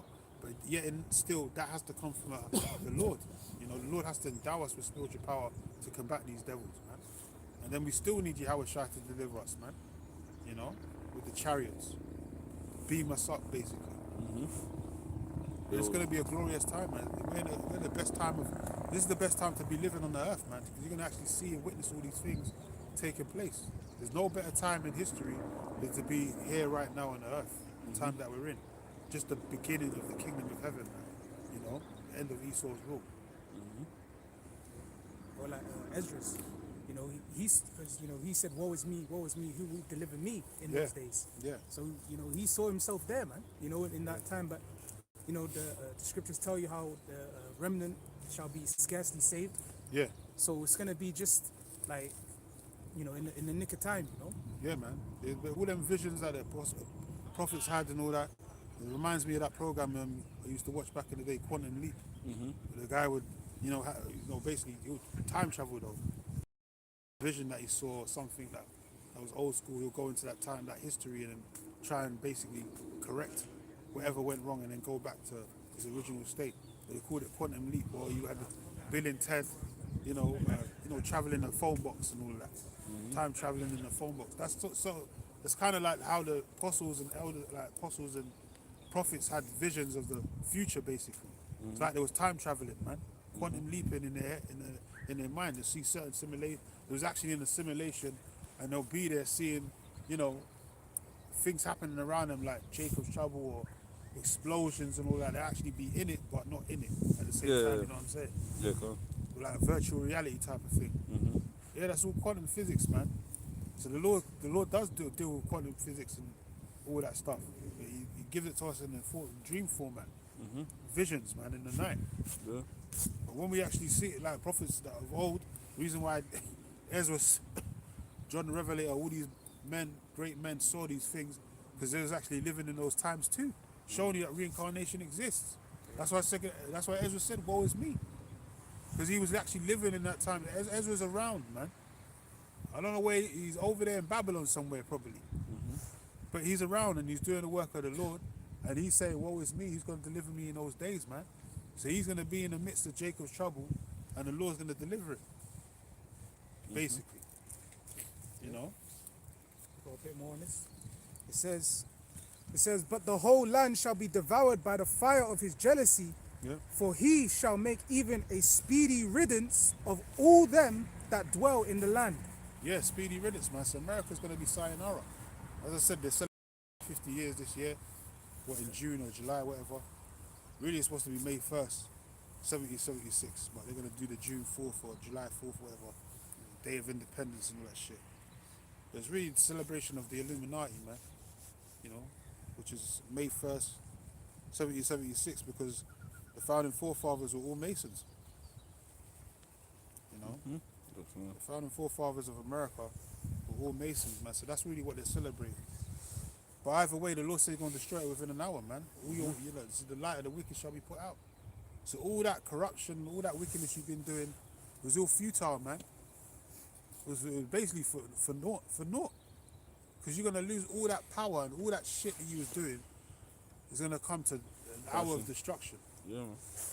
That means that you was really just like, it was like compared to fighting with woods, stones and sticks against the Lord, basically. Okay.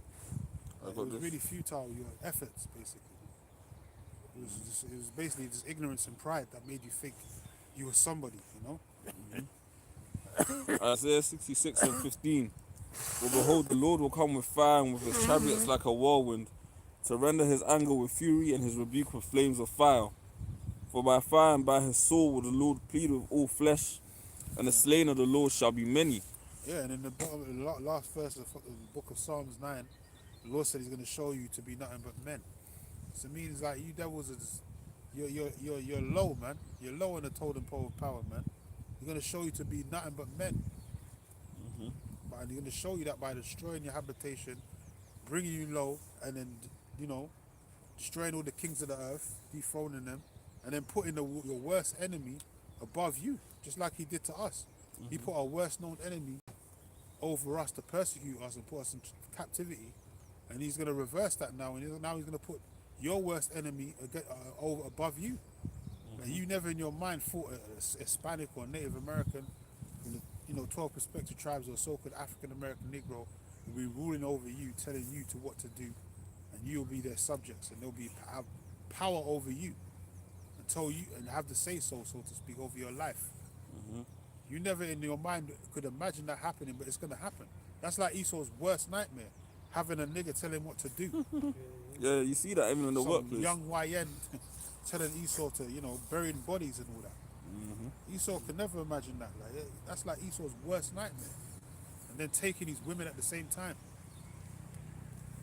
That's a nightmare for Esau, man. It's coming.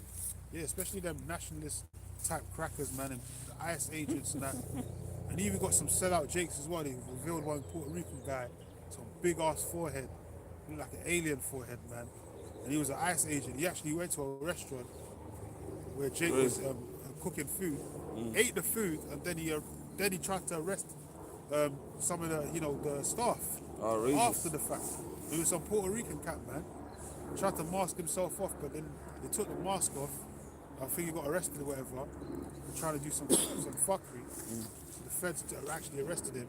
And then he's got some big ass muscle forehead, some Puerto Rican coon basically. So you got a lot of Jakes just trying to do the be the ICE agents as well. A lot of sellouts of our people, man. But they're gonna die. The Lord said they that join hand in hand with them shall be destroyed, man, shall perish. Yeah. So they're gonna die too. No matter if, you know, Jake want to join the other side, you know, fight for the foreign, fight for the dark side basically. They're gonna die a worse death. That's what Proverbs 11:21, isn't it? Though hand join in hand, the wicked shall not go unpunished. They're not gonna go unpunished, man. And 2/3 you want to join the armies and, you know, try and fight the Lord, you're gonna get destroyed, man. The way the Lord's gonna destroy you, man, I won't want to be in your shoes, man. The Lord's just gonna look at you like you're a black Edomite. How dare you get in a damn fucking fighter jet and trying to shoot weaponry out the chariots, man, at your own power, man. Are you dumb? Are you stupid, man? The niggas gonna Lord's gonna obliterate a lot of you, man. He gonna take you niggas out, man. And good riddance too. No bullshit. Stupid niggas wanna join the white man's army, man. You gotta be out your fucking cotton picking asses mind, man. To wanna do that. Trying to be like Will Smith in the Independence Day, man. Welcome to Earth. Yeah. Fucking punching a... What is that smell? Bro, try to eat it, you get the cigar and all that. That's patriot. That ain't no patriotism, that's coonery, man. Yeah, that's straight coonery, man. Bro, that's like Jake that do that, man. They just joining on to the losing side, man. Yeah, you're the worst of the worst, man. You're That like is crazy. You're a sellout, man. You're a pure sellout. Like they got these That's you know, heard about the new Black Panther. Well, apparently they got kicked out of their own thing. Now they call the Black Lions and all that. crazy.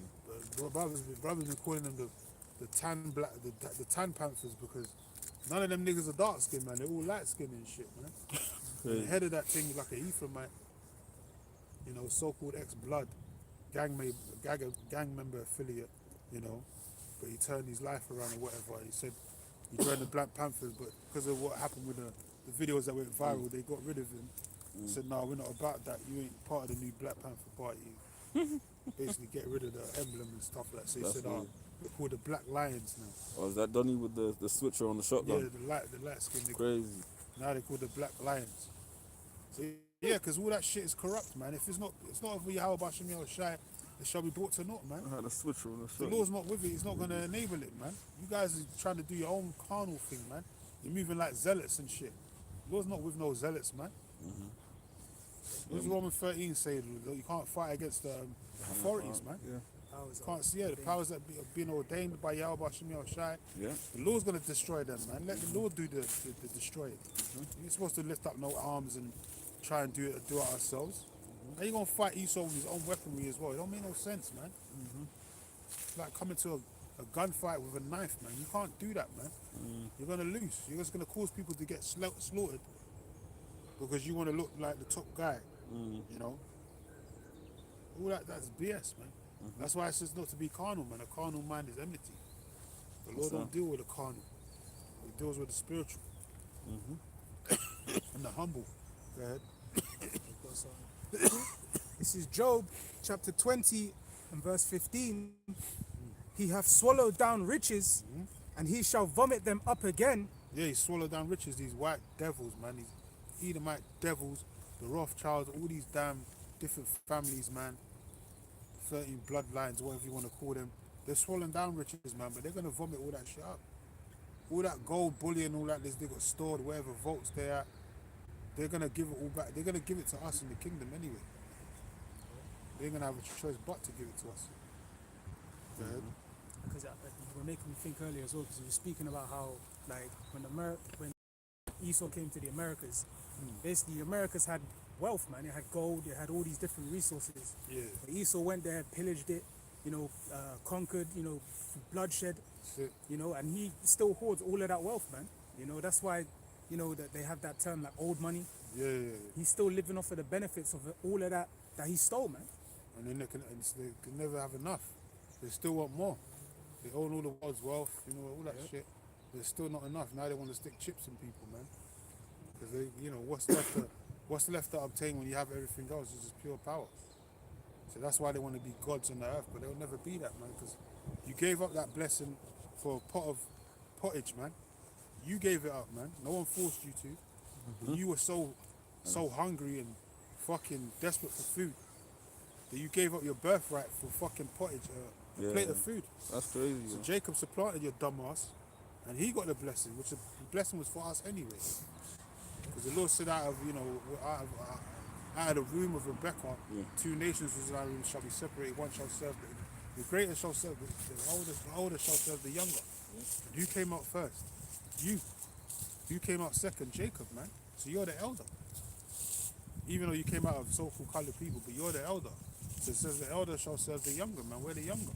That's why Jacob was holding on to your red ass heel, fighting your ass, had you in a fucking, what's that, vice grip? Vice grip and all that on the way out of the womb, holding on to your ankle. And you was there, you came out red all over like a hairy garment, because you was the first red being or albino being on the earth with no form of color. But when Jacob came out, he came out looking normal, like his mother and father, which were dark-skinned people. They wasn't in shock. They didn't call him Aishashwa. They called him Yaquab, man.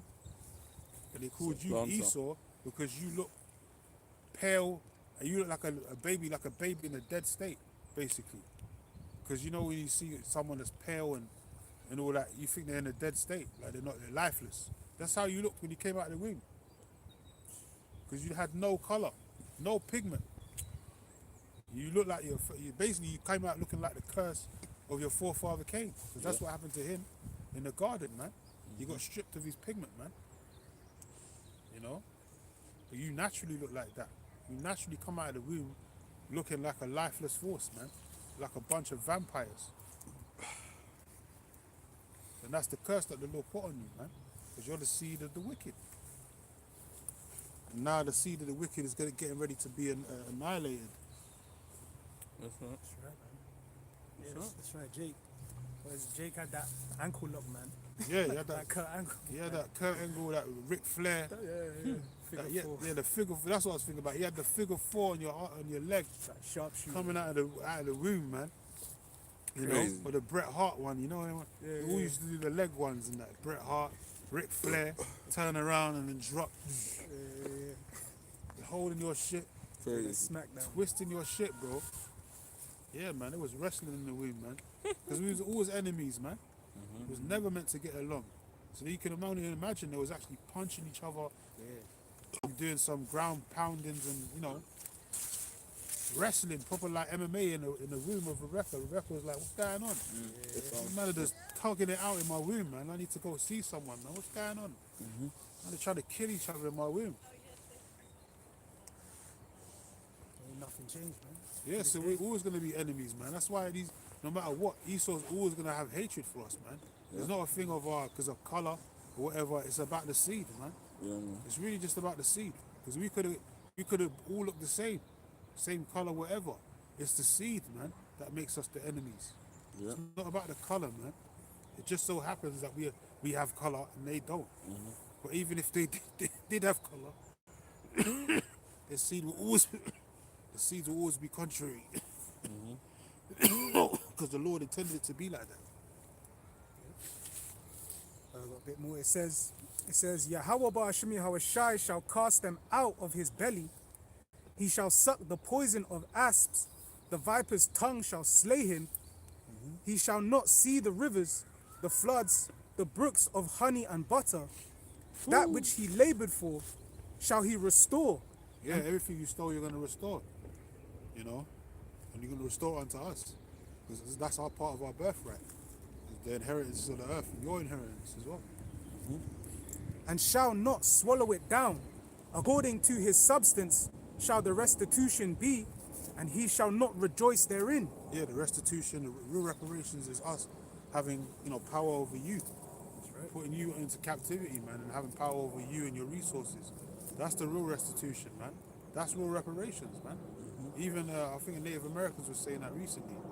One of the news broadcaster, I think it was talking about reparations. They're like, nah, man, that's not enough, basically, kind of thing. You know, they want blood for blood, basically. You know, and that goes back to the scriptures, man. The blood of the land can't be cleansed By the blood of him that shed it. Yeah. You know, so it's blood for blood, basically, man. That's righteous recompense, eye for an eye. That's in the law. You know, you got to restore what is the pledge, man. What is a life for a life. And you've killed many of Israelites, man. Millions upon millions of Israelites you've killed, whether recorded or unrecorded, man. You've killed and destroyed basically the whole 12 tribes, man. You gotta get paid back, man. You gotta get paid for that, man. You can't pay that off. That's not a bill you can pay off, man. It's not a tab you can just write off and, you know, tax write off and all that. You can't do that. You gotta go through what we went through, man, and then some. That's the only way you can pay this pledge. So you're gonna have to taste of that. You're gonna have to drink of them dregs, man. Drink the bitters, man, of that cup. The bitters, man. You're gonna have to drink the bitters of that cup, man. Your ass has gotta go through what we went through, like hardcore slavery. So that's what's coming for you, man. As I said, it's like your worst nightmare, but it's gonna come to pass. Go ahead. It says, verse 19, because he have oppressed and have forsaken the poor, because he have violently taken away an house which he builded not. Yeah, man, you violently took a house which you builded not. You oppressed the poor. Who's the poor? Who was oppressed together, man? The children of Judah and the children of Israel were oppressed together. Jeremiah 15:33. By who? You devils, man. That's the one common denominator. The whole situation, equation, whatever you want to call it, is you're the anomaly, man. You so-called white people, you persecuted all of us, man. So you're the main reason why we're on the bottom.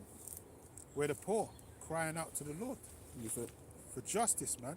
And justice is going to be served. You think justice is your way of thinking. They try to, and I hate it, man. They do that in the films, man. Every time I watch an action movie or whatever, they're trying to separate action from. They're trying to separate justice from revenge. They're saying, "Oh, he wants justice," or you know, justice and revenge is two different things. No, it's not. It's the same fucking thing. How can justice not be revenge, man? Revenge is the same fucking thing as getting justice. Try to separate it because you know you need to get revenge for that, man.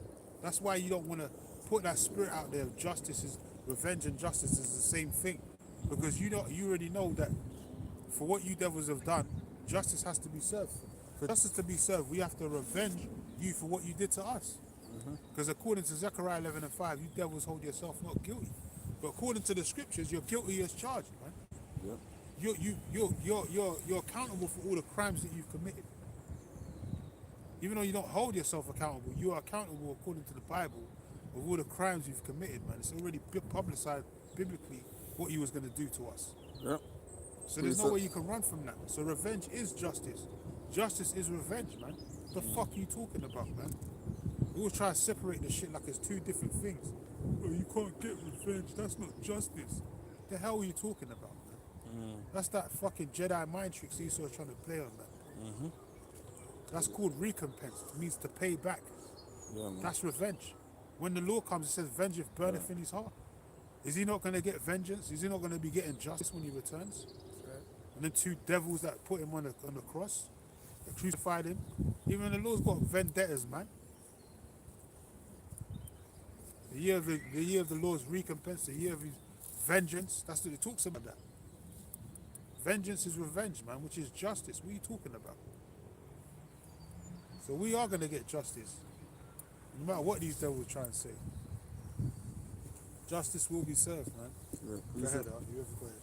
This is Psalms 55 and 20. He hath put forth his hands against such as be at peace with him. He hath broken his covenant.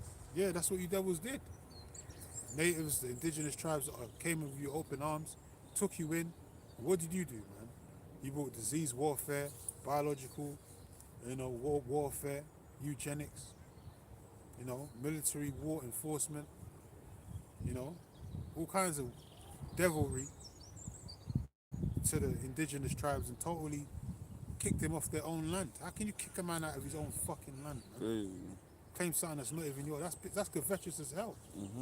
You devils always had a jealous and covetous spirit. You always want shit that's not yours. That's why Trump's doing what he's doing now. And it's coming back to bite him in the arse because everyone's getting fed up with the fact that you keep trying to take things that's not yours, man. Just because you're America. The shit don't belong to you, man. Everything on earth don't belong to you. And every time you devils take something, you have to take it by way of the sword anyway. By violence. Now you're kidnapping presidents and shit. So like, there's no, I don't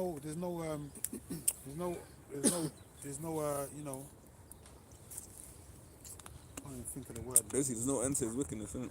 Yeah, there's no end to your wickedness, but there's no, like... You can't be satisfied? Nah, it's like... No boundaries. Yeah, there's no boundaries, man.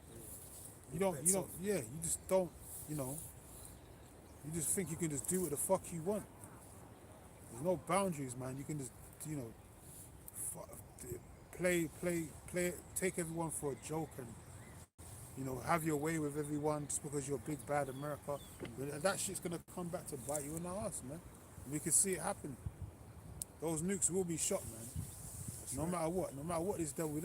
Now they're trying to go into Iran. You see what happened in the news this week. Iran said, fuck all that. They're getting ready to attack Israel, man. And if Israel gets struck by Iran, they're going to just wipe their asses out quickly. They ain't going to be doing no little airstrikes and shit no more. They're going to just wipe your asses out with nuclear weaponry, man. Quickly, too. Because Israel's defenseless, man. Their defense weapons and all that ain't going to be able to stop them. The Iron Dome and all that. They ain't going to be able to stop shit. Can't intercept them weapons that Iran's got. Hypersonic missiles and so on and so forth. And America trying to send ships and all that to Iran, to the border of Iran.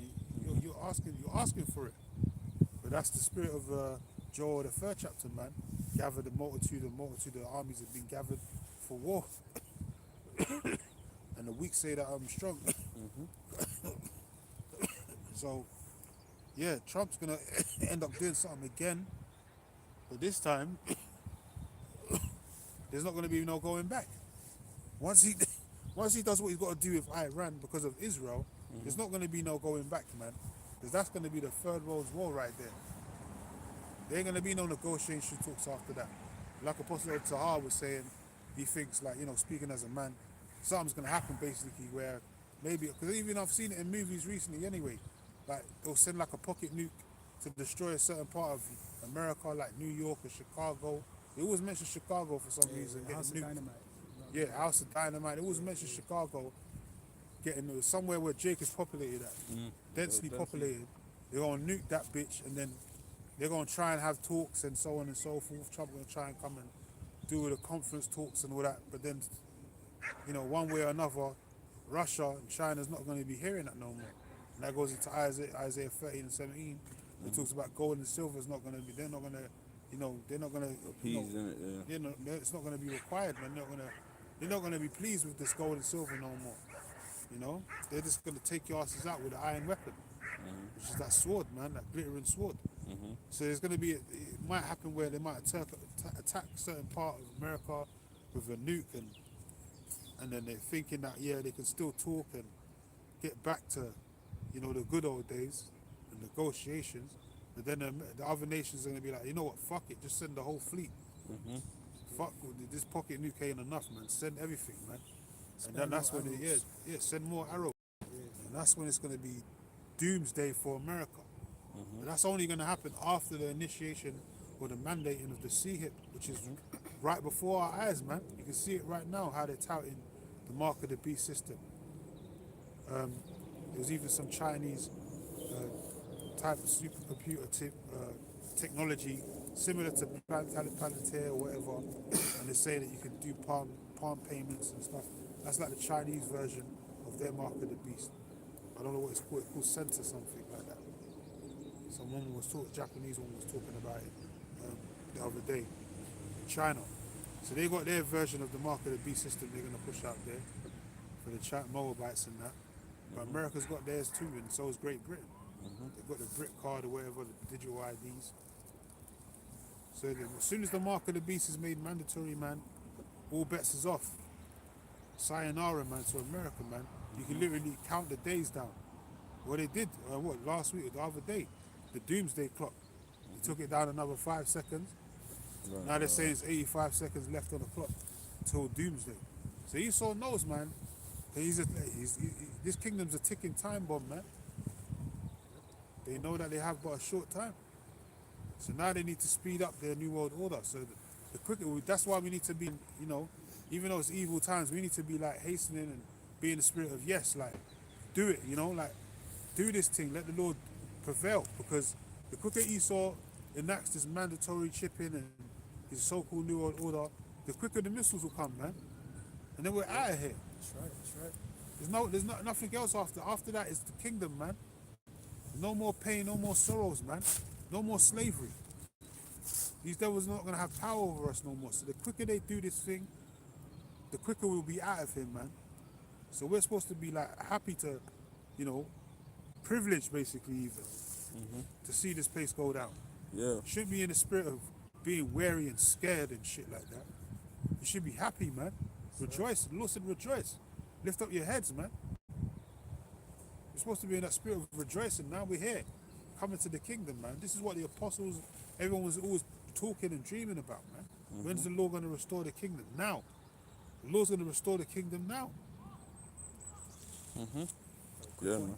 You had the 12 when they were called and beaten for preaching the name of Yahushua. They left rejoicing because they knew that they were getting like basically credits in the spiritual realm for the sacrifices that they were making. And they thought the kingdom was going to come then. They didn't understand that there had to be another fall in the way first. Like now, basically, we're living in the time now where the kingdom is going to be fully restored to us, man. And we're going to be adopted as sons, part of the elect. Yeah, if we go on to the end. Exactly, man. So this is the greatest honor. It's just the best time to be alive, even though brothers are going through what they're going through personally and all that L's and all that. But that's all part of the purging, man, of this flesh. What brothers just have to endure unto the end. But this is like the best time to be alive, man. See this devil fall, man. See him actually get taken out. And then, we get to enjoy, enjoying that too. We get to bask in that glory of the Lord, man. Watching this devil go down. That's right. And be the first fruits to enter into the kingdom, man. There's no better feeling of you getting into the beginning of something, than you having to be born into it. Like, you wouldn't feel the same. Obviously, you'd be happy, you have gratitude and all that, but it's not going to feel the same as you actually being in the inception of the kingdom. You actually seeing everything from its you know, Inception. man. That's a blessing in itself. You being part of it too, so you can tell your children, your folks, and your offspring of how the kingdom was set up and so on and so forth. You'll have all them stories, man, because you was there, you lived it, you lived through it. Honor, You weren't just born into the kingdom like you just woke up out of a dream, and you just all of a sudden in a golden throne, you know, have servants and handmaids at your beck and call. You know, it's better to, you know, go through the life experiences, basically what I'm trying to say. So yeah, man, this is the best time to be alive, man. I've got a preset just on the Yeah, point yeah, you were mentioning. Alright, this is It's not 2 hours yet. What's the time on there? 140. this is Quick, though. See how time's speeding up? Can't. I thought we was out here for like an hour. It's already nearly 2 hours already. Nearly time to close up. But that's how time's speeding up, man. Just like you know, because last week we was out here. Felt like we was out here just the other day. Yeah. And then I looked at my phone. It's Friday already. I was like, shit. Last night, Saturday again. And I was like, fucking hell, God. Get ready for camp. It's time speeding. The Lord's hastening. The Lord is speeding things up, man. That's basically what I'm trying to say. Time is not moving slow no more, man. The Lord's hastening the time because He said, for the elect's sake, those days shall be shortened. Oh shit. You know, Use so the go ahead, charger. man. Just, Yeah, man. The Lord's speeding up the time, man, because He said, now the time, do me a favor. for the elect's sake, There's a the days shall be The shortened. black bag is on the. So, You know? you can hook it on here. alright, cool, do this one. Yeah. Just like that. But yeah, man. Real talk. So that's it, man. So that's what we're waiting for. So, brothers, count your blessings, man. Don't take this truth for no joke and think, the Lord's just going to leave us out here hanging and high to dry. No, man, the Lord said He will not forsake His own. The Lord's always watching over His elect. That's why the Lord said it Himself. He's going to be with His elect until the end of the world. The end of whose world? Esau's world, man. The end of his rulership. So that's when the Lord's going to return. Can I read this for you? Go ahead.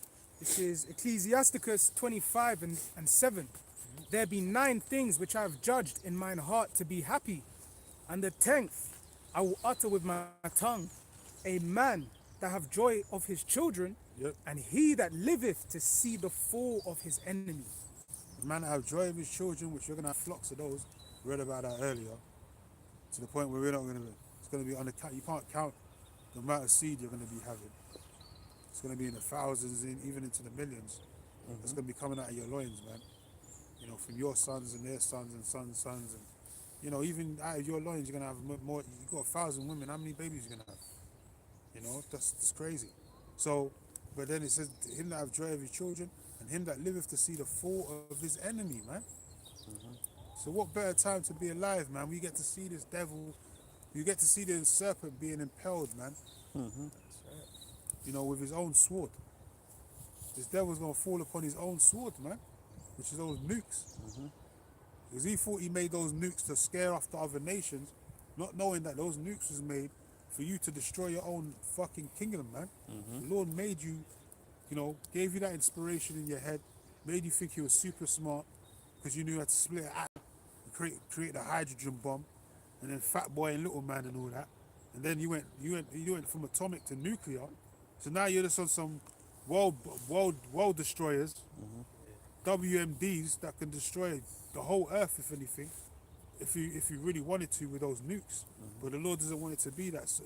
So He's only gonna let you destroy parts of the earth, which are these, kingdom of basically where Esau's dwelling places, basically, which is Israel and mainly America.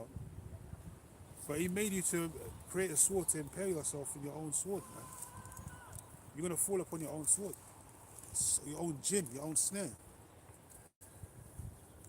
So it's beautiful, man. We get to see that, we get to witness it, and, we get to glory in it. We're going to brag and boast in it, man. Like these red devils, they're so stupid. They thought they were so smart. They created their own fucking weaponry to destroy their own empire, and it just shows how clumsy and lazy you devils really are. And that you're really not that smart. Because who would create a weapon to destroy themselves, man? We wouldn't. That's right, man. You're the only nation that would do something like that. But that's because you can't help yourself. You're the spirit that's in you is not upright. And you know, you're the harbinger of death. So anything you touch, anywhere you go, you spread disease, poison, and death follows you, man. You enlarge if your desire is hell, and is as death. That's So you right. can't help yourself, man. That's why we know you're the seed of the wicked. And you're the violent man. You want to talk about all this peace, this and peace, that. But war is in your heart. All you think about and meditate is about war. You know? How you going to backstab this one and backstab that? How you going to steal this resources? Because that's in your mind. That's in your innate thoughts, man. How to do evil, man. How to be wicked. Yep. Even if things are in your favor, you still want to do some insubordinate shit, man. And just fuck things up, because that's just your natural behavior, your natural instincts. You can't do righteous things because you're not the seed of the righteous. You can only pretend to do the righteous. Just like Netanyahu, they're the so-called Jays, but they're out there genociding the whole tribe of people. Acting like they're the most innocent and non-violent, peaceful people on the earth, but really you're the ones creating all these fucking wars, man. And then benefiting off in it too. You're the ones that finance the whole transatlantic slave trade. Most slave traders and slave owners were all fucking small hats, Yep. cryptic J's and so on and so forth. But then you try to act like you had nothing to do with it. Like, come on, man. After a while, the bullshit's got to stop. The lies have got to stop. Now you're trying to get rid of all the slave regalia in your museums and in the White House and so on and so forth. Because you wanna hide that history of what you did to Jake in the slave trade. You can't run from your history, man. Yeah, man. Your shit's already written in stone what you did, how you gained power over the whole earth. Everyone knows. That's why everyone's afraid when they see the so-called white man coming into their villages, man, because they know what you're about. So there are devils coming, man. You know?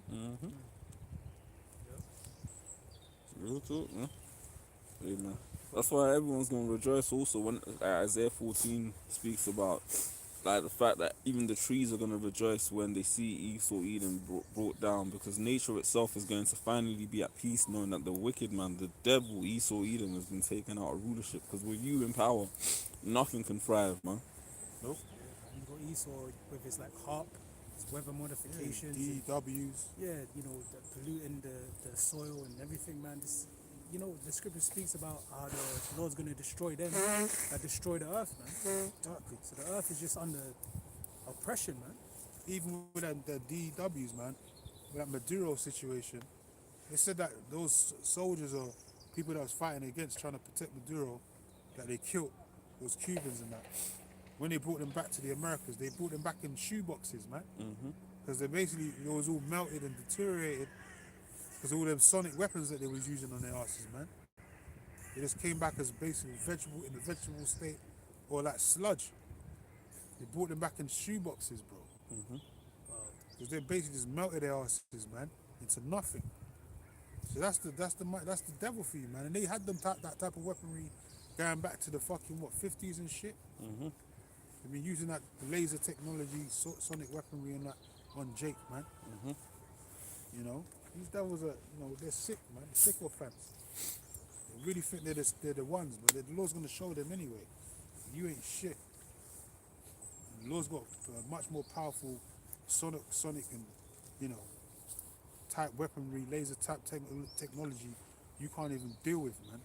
It's gonna destroy you and your habitation and all your armies in one go, one fell swoop. Nothing but smell of smoke. The dirt, it was Dust and smell of smoke. dust and the smell of smoke, man. That's gonna be the residue of you, and your armies. You got something? This is Job, chapter 20 and 20. It says, surely he shall not feel quietness in his belly. He shall not save of that which he desired. There shall none of his meat be left. Therefore shall no man look for his goods. In the fullness of his sufficiency, he shall be in straits. Yeah, we're coming to the time of the fullness of your sufficiency.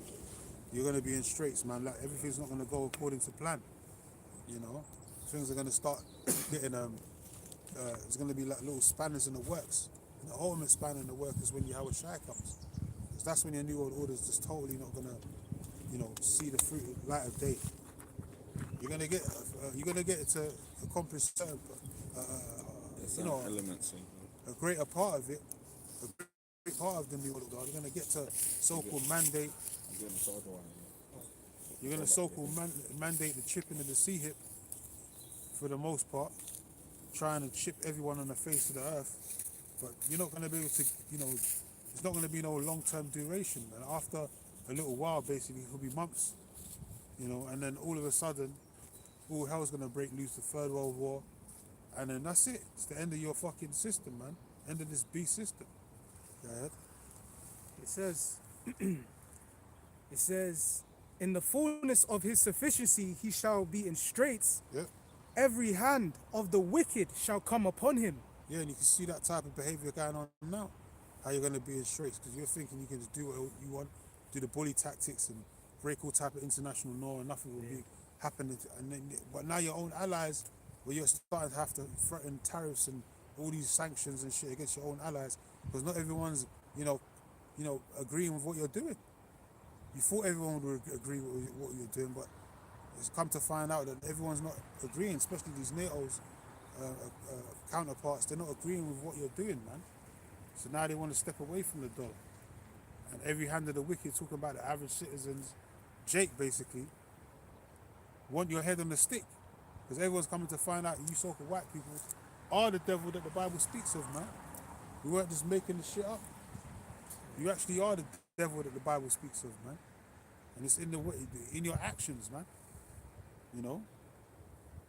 Everyone's seen the veil being the veil of the serpent being revealed, basically, of your true intentions, your true spirit. So at one time, all the nations was mystified under the impression that America was the way, living like America, speaking like Americans, wearing their type of clothing, having their type of infrastructure. That was the way of life. But now everyone's waking up to the fact that that's not the way. It's really a corrupt. And these riches that you so-called accumulated, it's all come to, turn into heavy-laden debt. A lot of countries had to take on America's debt, man. They don't want to deal with that shit no more, man. Everyone's stepping away from the dollar, and they've even been saying it lately on the news. The American dollar's ready to tank, man. It's ready to implode. It's the lowest it's ever been in a financial history, they're saying, and it's basically ready to implode on itself. It's just really worthless now. It's really weak. It's the weakest it's ever been in terms of purchasing power and so on and so forth, man. It's the weakest the dollar's ever been. So everyone could see it was all a lie. Go ahead. It says, verse 23, when he is about to fill his belly, Yahweh Ba'asham Yahweh Shai shall cast the fury of his wrath upon him, and he shall and shall rain it upon him while he is eating. Yeah, so when you're about to fill your belly, which is accomplishing that mandate in the sea hip, you got the infrastructure there, you got certain people ready to advertise it and publicize it, promote it basically, for your propaganda machine, known as the media, the witchcraft media, and you're about to accomplish that. So once you accomplish it and get the mark of the beast on the ground, so to speak, cracking around the four winds of the earth, and you think that you're all of a sudden going to have these new waves of cyborg slaves, and you're going to enslave the children of Israel digitally now. That's when the Lord's going to now it's time to pull the plug. You've had enough time now. That's why it says that you set the bounds which you cannot pass. So the Lord set the bounds of when you establish your new world order, the mark of the beast. The bounds is you're not going to be able to pass that, and that's when he's going to pull the plug on it, man. And you're going to see the nuclear weapons before you know it, because they already got the armies and all that. As you said, you got navy ships and all that. certain places on the earth ready for that war, ready to go into war basically. They're war ready basically. The Iran's threatening, retaliation to anyone that tries to, you know, come into their land. They were threatening retaliation straight away. They're not holding back. So the World War is basically ready to kick off right now, but it can't kick off until the mandating of the sea hit. That's That's right. It says, he says, he shall flee from the iron weapon, and the bow of steel shall strike him through. Yeah, anyone that's left in the shores of America or the land of Israel in that day, you're through, man. You're done. There's no deliverance. There's no deliverance for the heathen anyway. But there's no way you're gonna escape the iron weapons, man. Only the elite, the wicked elite, will be hiding in their bunkers and the mountain retreats and so on and so forth, underground cities. They're gonna preserve themselves, but it's only preserving themselves to be captured by the angels and the men of the Lord to be put in slavery. Because they're going to be the first crops of slaves. Anyone that's left on the shores of America is not going to make it, man. They're going to be, turned back to the dust. Ashes and ashes, and dust to dust, man. So, yeah, the sword's going to catch anyone that's left in the land. Meaning that nuclear heat, that radiation heat, and all that stuff. It says, it is drawn and cometh out of the body, yeah, the glittering sword cometh out of his gull. Yeah, that's the ICBM missiles coming out of the body, coming out of them nuclear silos, man. So the nukes was already written about, prophesied about, going back all the way to Job, man. They just said it in different terminologies, used different words, but he actually says the ICBMs that's coming out of the belly, the glittering sword. Let's talk about the ICBMs coming out of the belly of the earth, meaning the silos, man. So the nukes was already prophesied thousands of years ahead of time. They just didn't call it ICBMs. But we know it today as ICBMs. Yeah. Intercontinental Ballistic Missiles. In Isaiah 13 it says one arrow travel from the one side of the earth onto the other. What arrow you ever known to travel around the four corners of the earth? Let's talk about the nuclear missiles. That's what these prophets saw. That's right. Well, but them nuclear missiles is just the capsulized format of the fire from the chariot that the Lord just bestowed onto these levels. They didn't come up with, obviously they got... That's why you say the technology is old and they ain't really got no... Their technology is advanced, for this generation. But according to the scriptures, your technology is low. That's small, man. That's small mind. That's low compared to what the Lord has in store. His technology, the angels and all that, how they deal with things, because Esau's still bedazzled in how the angels maneuver in them chariots to this day. How they maneuver through the skies and all that, disappear and reappear, go into the waters without drowning out and crashing, without making a sound. They still can't understand that. So that means there's two different levels of type of technology power, man. Yeah, 100%. There's different levels of power, and Esau can't deal with that type of power. You're not on that level. You're dealing on a lower spectrum, But that's already been spoke about in the scriptures thousands of years ago, before your time. Because the Lord knew what you was made to do. He told you what you was going to do, and you're doing it. So these devils are not doing nothing new. That's why these elites, man, they think they're special. You ain't special, man. You ain't doing nothing spectacular, man. You're doing what you was told to do, what you was made to do. It says terrors are upon him. And terrors are upon him. Yeah. Go ahead. Now I was going to just mention that the scriptures speak about how the Lord is the king of terrors, man. Yep. And that's who Esau's going to be facing, going up against in these last days, man. Yeah, most definitely. The Lord is the king of terrors, man. That's why it's a fearful thing to fall into the hands of the Lord. Yeah. Esau doesn't understand, man, because we're in the flesh, and we definitely fear Yahweh Shem Yahushua. If you don't fear the Lord, you ain't in your right mind, man. But we're on a low level. We still fear Yahweh Shem Yahushua. These devils are so-called rule the earth, but they should have been in the spirit of Nebuchadnezzar, man, before the Lord made him humble these arts, man. They should have been more humble, But the Lord, look what the Lord did to Nebuchadnezzar, turn him into a beast. Man made him start eating grass and all these different things, making him thinking he was a damn beast of the field. And he was the king of Babylon. You know? He was the head of gold. So imagine that. That's what pride will do to you though, man. If you don't humble yourself, especially before the Yahweh Hashem Yahushai, thinking you're the shit, when the Lord touches you, you ain't gonna be able to recover. You know? The Lord could just totally just bug you out, man. That's real shit. Bug you the fuck out if you really wanted to. Real shit, man.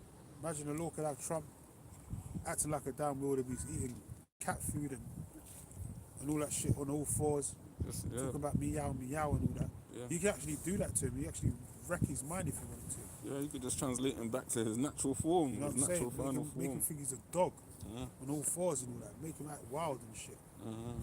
Then they'll have to lock his ass up because they need to put him in a psychiatric ward. He's acting crazy. But the Lord could do that. the Lord's done it to other kings, man. Bug them out. That's right. So that's what pride does to you. Even with Herod, he got prideful and all that. What did the Lord do, man? Made his guts come out of his stomach, man, spill out. You know, his intestines spill out, man, because he tried to say he was the shit before the eyes of the Lord. The Lord made his guts come out of his stomach, man. You know, shit was he must have been all over the place. Just guts everywhere, just you know, eating him from within. That's a painful death. But that's what pride does to you, man. So you never know. The Lord might do something to Trump, man. The Lord's just using him anyway to do what he's got to do on the left-hand side, but the Lord can still kill that guy in a grievous fashion if he wants to. Or he can just leave him to face the missiles. Who knows? Sure. Either way, he's a Edomite anyway. He's a dead man walking, so, you know, he ain't going to be missed. And the other day they said his wife, had a premiere of some documentary or some shit like that. Some $29 million documentary that she spent all the money for, man, and only one person turned up. 29 million now for some documentary that only one person turned up to watch. Crazy. Yeah. Shows you that the Trump magic is wearing off, man. People don't care about Trump. They was booing the shit out of him at was it the NFL or a baseball game? I think it was the baseball game. He was trying to make announcements on the mic and it was booing the shit out of him, man. They were like, boo! You couldn't even hear himself speak. That's the same thing, like, that's how you know he's Nero. Because that's the same thing that was happening to Nero 2,000 years ago, man. Yeah. And then he topped himself because he lost the love of the people. He couldn't deal with it, man. He couldn't deal with being defamed, man. So he just topped himself, man, took his life. Trump could do that all over again. Because the way he was getting booed that day on that stage, man, he looked like that was hurting his spirit, he was hurting his soul. Yeah. Well, He couldn't speak and all that. He's trying to scream and shout. And he's usually like got a loud voice and that, had the microphone. And all you could hear is boo! Just bare boos. The whole stadium was just booing him. But then when Obama stood up, they cheered for that old ass hamburger nigga, man. Like say he done something special. That guy he's a degenerate too, man. He was the first gay president. crazy. Trump's the same, man. They're both GAYs anyway. They even come out and said do a photo of AI probably to try to say Epstein's alive in Israel on a dirt bike. You know, enjoying the suns and all that. Crazy. Saying he's over there in Israel chilling with Mossad and all that. They're going to protect him. Which he could be still alive. Who knows, man? Because that's what these devils do. They could fake their deaths, man. They got the money to do all that. They could do that if they really wanted to. It's all propaganda anyway. The Epstein files and all that. That's all bullshit, man. Now all of a sudden they want to release more. Why didn't you just release them before like you said you was, man? It's all these stages that you're just releasing them in. It's all bullshit, man. To get people like, you know, tempered up and so to speak. Like, oh yeah. You know, just keep people highly entertained. Epstein files. We already know what these devils do with them behind closed doors, man. They're doing what they're not supposed to be doing. Underage children, man. They're sycophants like that. Sadistic fucks. You know, and that's what this world's governed by, man. A perverse spirit. It's mingled in Egypt. So yeah, any more precepts? Probably gonna close out in a sec. Yeah, I got something. This is Isaiah 14 and verse 4. That thou shalt take up this proverb against the king of Babylon, and say, how have the oppressor ceased, the golden city ceased? Yeah, man. The oppressor's gonna cease from his power and intimidation, his tyrannical rule, and the golden city being America is not gonna be so golden anymore, man. Because once at one time, as we said earlier, is the land of Ophir, which is the most precious gold on the earth. You know, but now it's gonna be like known as the most desolate, biggest desert on the earth, man. The golden city is going to be turned into a desert. That's right. So it's going to be destroyed. It says, the Lord have broken the staff of the wicked. Yeah, the power of the wicked, the deception, the manipulation, the deceivement, the veil that was put over these other nations of them thinking that America was the way to go. Now people don't want to deal with America no more. They're woken up from that American dream, so to speak. Now the nations are mad. And they want their, you know, everyone wants their revenge on America now. Because they keep getting them into situations they can't get out of. Go ahead. And the scepter of the rulers, he who smote the people in wrath with a continual stroke. Yeah, Trump doing that right now. He's continually stroking, hitting up, even his own people he's doing it to. That's how you know these devils don't have care for their own people. No remorse. But more so they're specifically having strokes on the tribes, man. Continual stroke. That's why we yet this day in our captivity. Pray depart if not. This devil's not gonna try, he's not trying to let us go. Don't want to let us go. He wants to stick chips in us.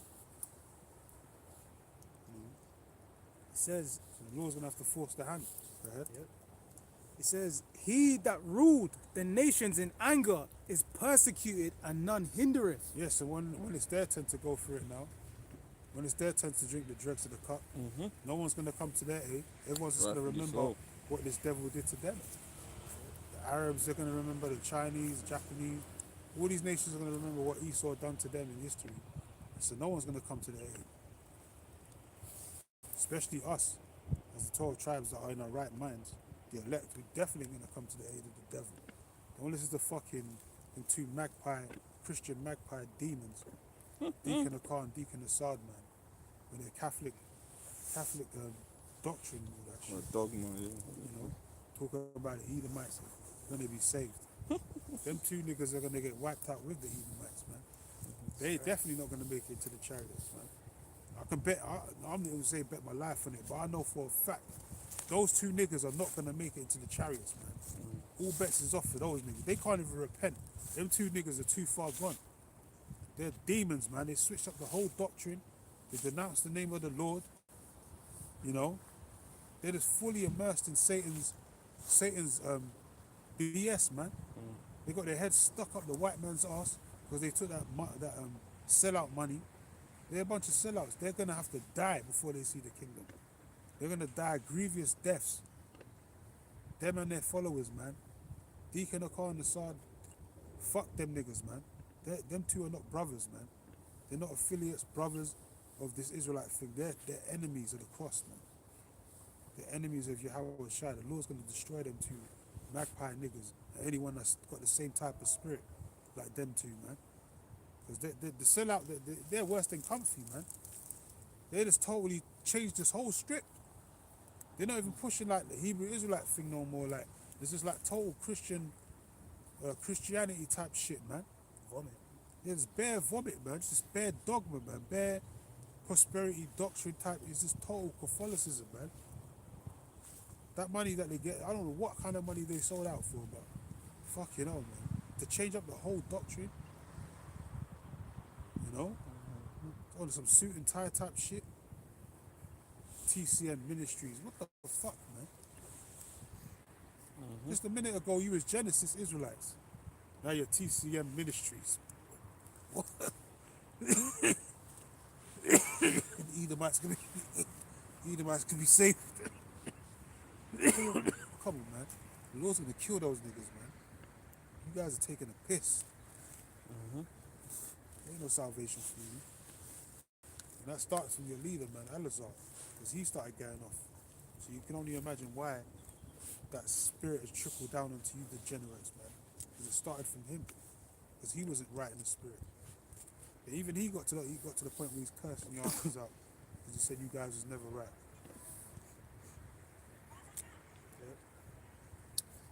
Verse 7, it says, the whole earth is at rest and is quiet. They break forth into singing. Yeah, the fir trees rejoice at thee, and the cedars of Lebanon, saying, since thou art laid down, no fellow is come up against us. Yes, that's twofold. That's talking about the actual elements of the earth. Trees are going to be rejoicing. Because everything's going to be more fruitful and abundant. You know, these trees are living organisms as well, so everything's going to be more pleasant. The air's going to be clean for once, you know what I'm saying? Trees are going to be able to breathe. So we're going to be able to breathe clean air. Yeah. Drink fresh brook water and all that, sweet water. You know, no more poison, no more polluted foods and waters no more, man. Poisoned air and shit, you know. All these contaminants everywhere. No more plastics, no more microplastics and shit in everything that we have, you know. Yep. It's gonna be, everything's gonna be cleansed through that fire, man. So that's twofold, talking about the actual trees, seeds of Lebanon, actually, but that also represents the nations too. The nations are gonna be rejoicing, man, because this devil's gonna be taken down. You know, this devil's gonna, you know, lose that manipulation and power over the whole earth. You know, so it's gonna be a blessed time to rejoice, because at once now the earth can rest. Now we're gonna actually go back to the laws, following the laws, statutes and judgments, of keeping the land Sabbaths and letting the earth rest and all this. You know, we're gonna go back to all of that. Not just living off the one plot of land and ploughing it to the point of no return. And, you know, we're gonna live like how we used to live in the ancient world, man. Had land Sabbaths and all of that. We're gonna keep the law perfect, man, in harmony with nature. We're gonna eat the right foods too, you know. The ecosystem, everything's gonna be back to how it's supposed to be. All the rodents and certain animals, they're gonna be going back to business. They're doing their regular jobs like they were made to do. They don't have to worry about being, you know, made extinct, wiped off the face of the earth. Like Esau killed all the bees, man. Esau purposely went around. When I was young, I used to see bees everywhere. They get bees stung in your hand. I ain't seen a bee in a minute, man. Esau killed all the bees, man. All the wasps. Now he's making artificial honey and shit. Lab grown honey. Crazy. Just pure poison, you know. I ain't seen a bee in fucking, telling you, I ain't seen a bee in like 10 years, man. Or more than that, probably. I ain't seen a bee in fucking years, man. Used to see them shits everywhere when you was young. Hear them at least, used to hear them. Yeah. Especially around bins and shit. I ain't heard a clip, a buzz, everything, none of that shit for years. That means Esau properly made sure he cut down the livestock of the bees, man. That's what they do. They fuck around with animals' habitations, and then the animals have got nowhere to go, you know. Moves them out of their natural order, their natural state. He just fucks up the whole ecosystem, cutting down all the trees. The oil spills. Spills, bare pollution. Fishes bleaching themselves. Yeah. Just goes on and on. And certain fishes will be so contaminated you can't even eat certain fish no more. Like they were saying about the salmon and all that. Salmon's a clean fish, but because Esau's contaminated certain water so much, you can't even eat salmon that you don't even trust to eat it no more. You don't know whether it's lab grown or, you know, it's got so much pollutants in it, man. You don't know. Esau's the real devil, man. Real piece of shit. He wants us to eat ant burgers and shit. He wants to get rid of meat. He wants us to eat insects, man, as meat now.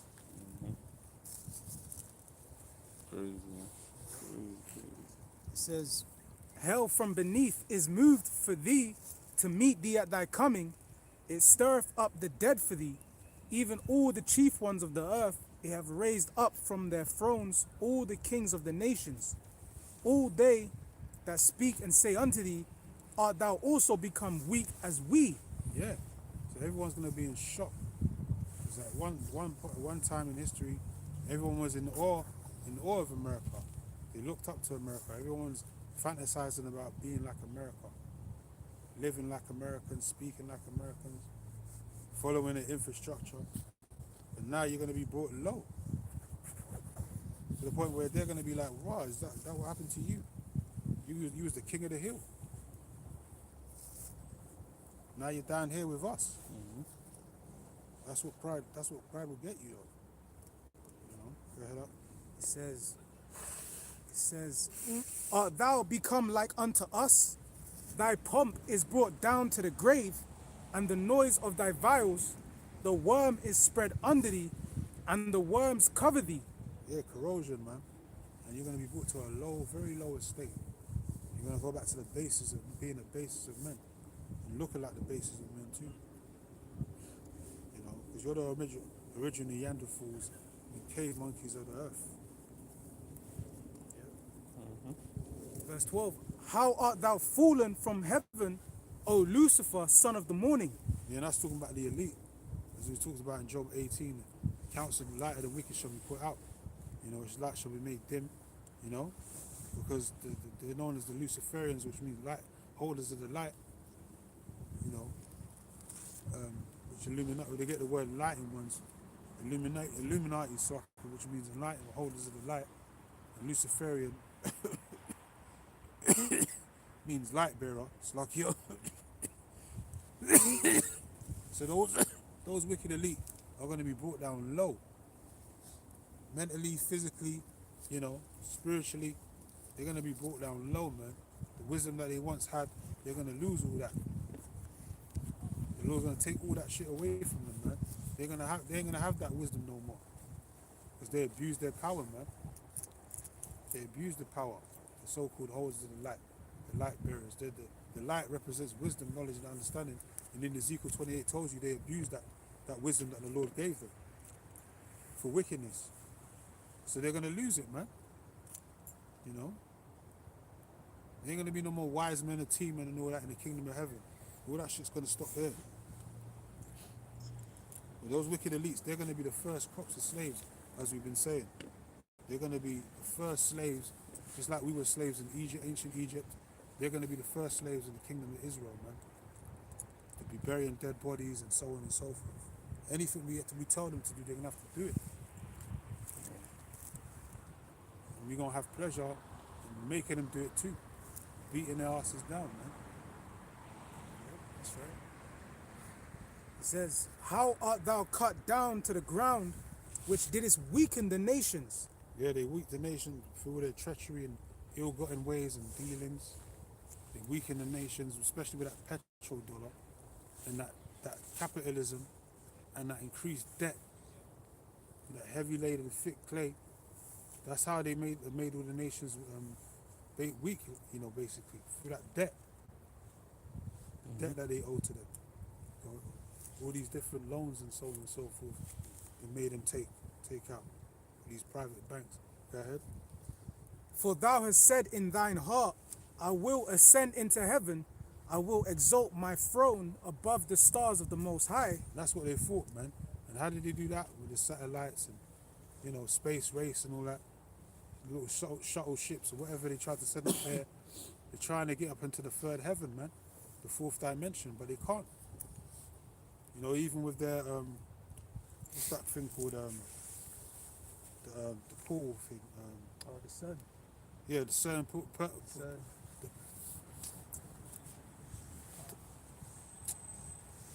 Was it Part Collider? What is it called again?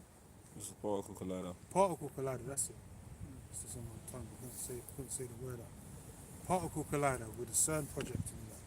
They're trying to get into the third heaven and all that through your technology, but the Lord's, they did that once and then you got the writing on the wall. You did that recently, a few years back, brothers brought out GMS Dallas elders from GMS Dallas. Remember the sit down that they did? He tried to mess with the CERN particle collider, open up a portal, and then they got the hand on the right on the wall from it, man. Basically saying that your kingdom's coming to an end. Same just like ancient Babylon. They got the writing on the wall. Belshazzar and all of that. And in that same night, they lost the kingdom to the Medio-Persian Empire. So the same thing's going to happen again. But this time, you're going to lose the kingdom to the children of Israel. You know? The real Israelites. But yeah, man, you keep trying to get into open portals, and you're doing things that you're not supposed to be doing. Playing with powers that you ain't got no dealings with, man. You know, no business trying to deal with. You're going to end up getting fucked up for it, so, you know. It says, I will sit also upon the mount of the congregation in the sides of the north. I will ascend above the heights of the clouds. I will be like the Most High. Yet thou shalt be brought down to hell, to the sides of the pit.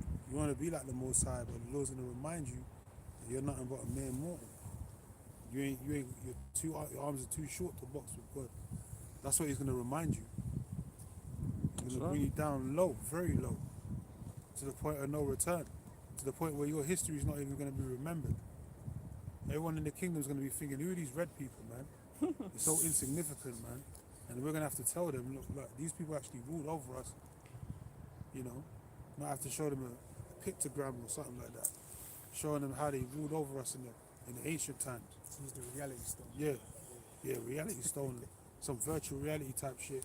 Give them an old vision of Jake in captivity, how they brought us in slave ships to the Americas, you know, like story time and shit, that type of thing.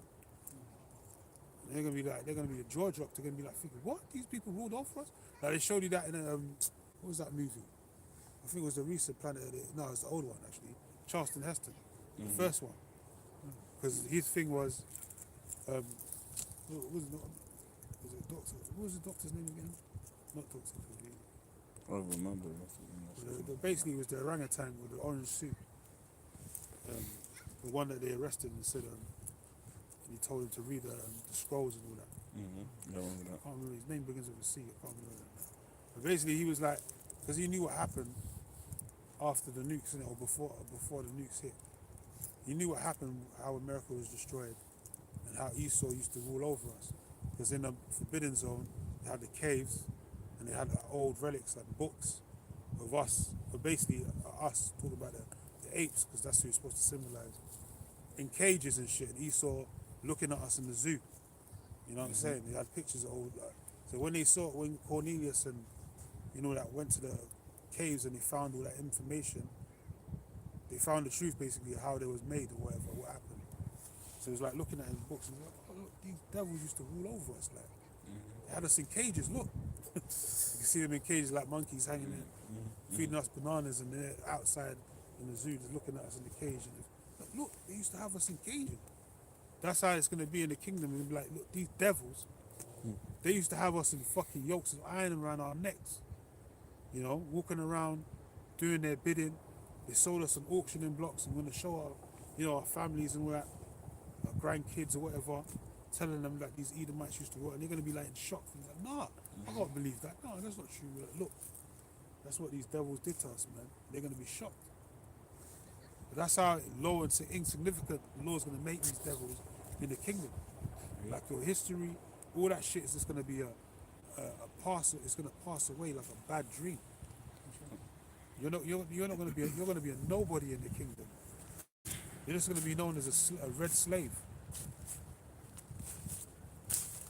You know, anyone that comes out of our loins, they're going to understand it if you tell them, but they're not going to know that you at one time, well, they probably will anyway, that you ruled over us and had us in captivity. They're going to be in shock.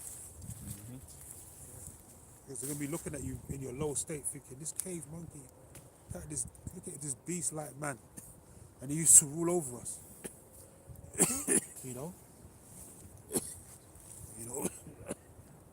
as they say, the truth is stranger than fiction. Yeah, man. Indeed. Yeah, go ahead, we're going to close up. Verse 16, it says, they that see thee shall narrowly look upon thee and consider thee, saying, is this the man that made the earth to tremble? Yeah, so that's the same thing I just said. They're gonna be like, look at this the man.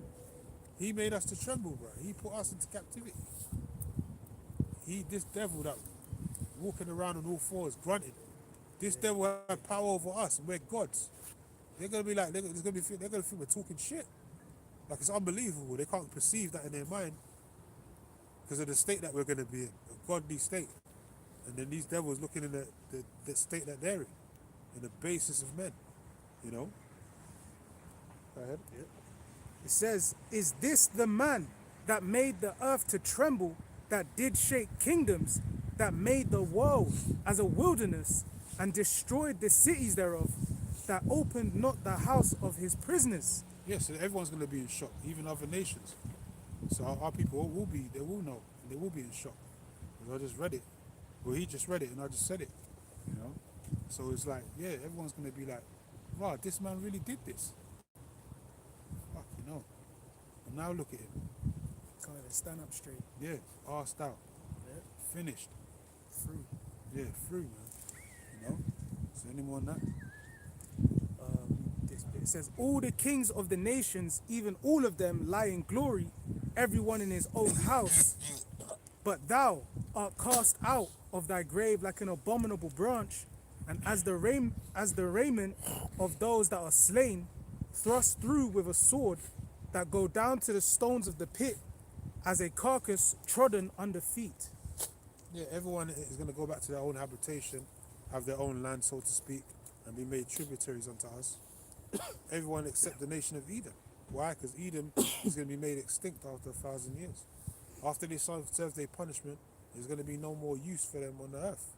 No more need to see Edomite on the earth. So they're going to be made extinct. So it says all the other nations, they're going to have their little plots of land, but they're going to be made tributaries unto us. They're going to be under our occupation, our rule, because they're going to keep to our laws and standards of Yahweh Bashem Yahweh Shai. They're going to have to keep the laws. And 100%, you know, and if they try and break the laws, or if they do get caught breaking the laws, they're going to serve they're going to get punished. But Esau, he's going to be done away with. He's going to fade away. And no one's going to even care about him disappearing into the, into the night. No one's going to give a shit, you know, because he's going to be useless anyway. By then, he's going to be totally useless. There's not going to be no need for him anymore. So no one's going to miss him, basically. We definitely going to miss him, bro. We're going to miss kicking his ass, probably. Going to miss beating his ass up to half to death, making him serve slave captivity. But other than that, we ain't going to miss him. That's right. Only good Edomite is a dead Edomite, man. You know, the more Edomites that are dead, the better it is for us. So we definitely going to miss you. Like Apostle Odatar always said, we're going to have to repopulate. We're going to have to preserve some of you Edomites some way or somehow. Because the way we're going to get into the kingdom, man, that first hour, we're going to be, brothers are going to have, we're going to have fun, man. Yeah. We're going to be terminating you devils on sight, man. See, we're going to be like Terminators for real. Yeah. T-1000s on your asses, man. We're going to be, we're going to be treating you like you're John and Sarah Connor, man, out here. Just executing you on sight. To the point where, just like reenacting Christopher Cologne when he used to say he couldn't put down his sword for an hour. We ain't going to be able to put down our sword for a couple hours. Because of killing you devils, man. But we're going to have to leave some of you alive because you're going to have to work in the kingdom. But we're going to go through you, like, just tearing your asses up, man. It's going to be so fucking, revitalizing, if that's even the word, It's going to be so, like, tension release. Yeah, man, you devils are free, man. I don't even know what to say. You devils are fucked, man. Words can't say what we're going to do to you in the kingdom. You really can't put it into words. You're just going to have to see it yourself. My man Bain said, you have to go through the fire. You're going to have to go through it, man. You can't put it into words. All we know is there's going to be a lot of ass kicking in the kingdom.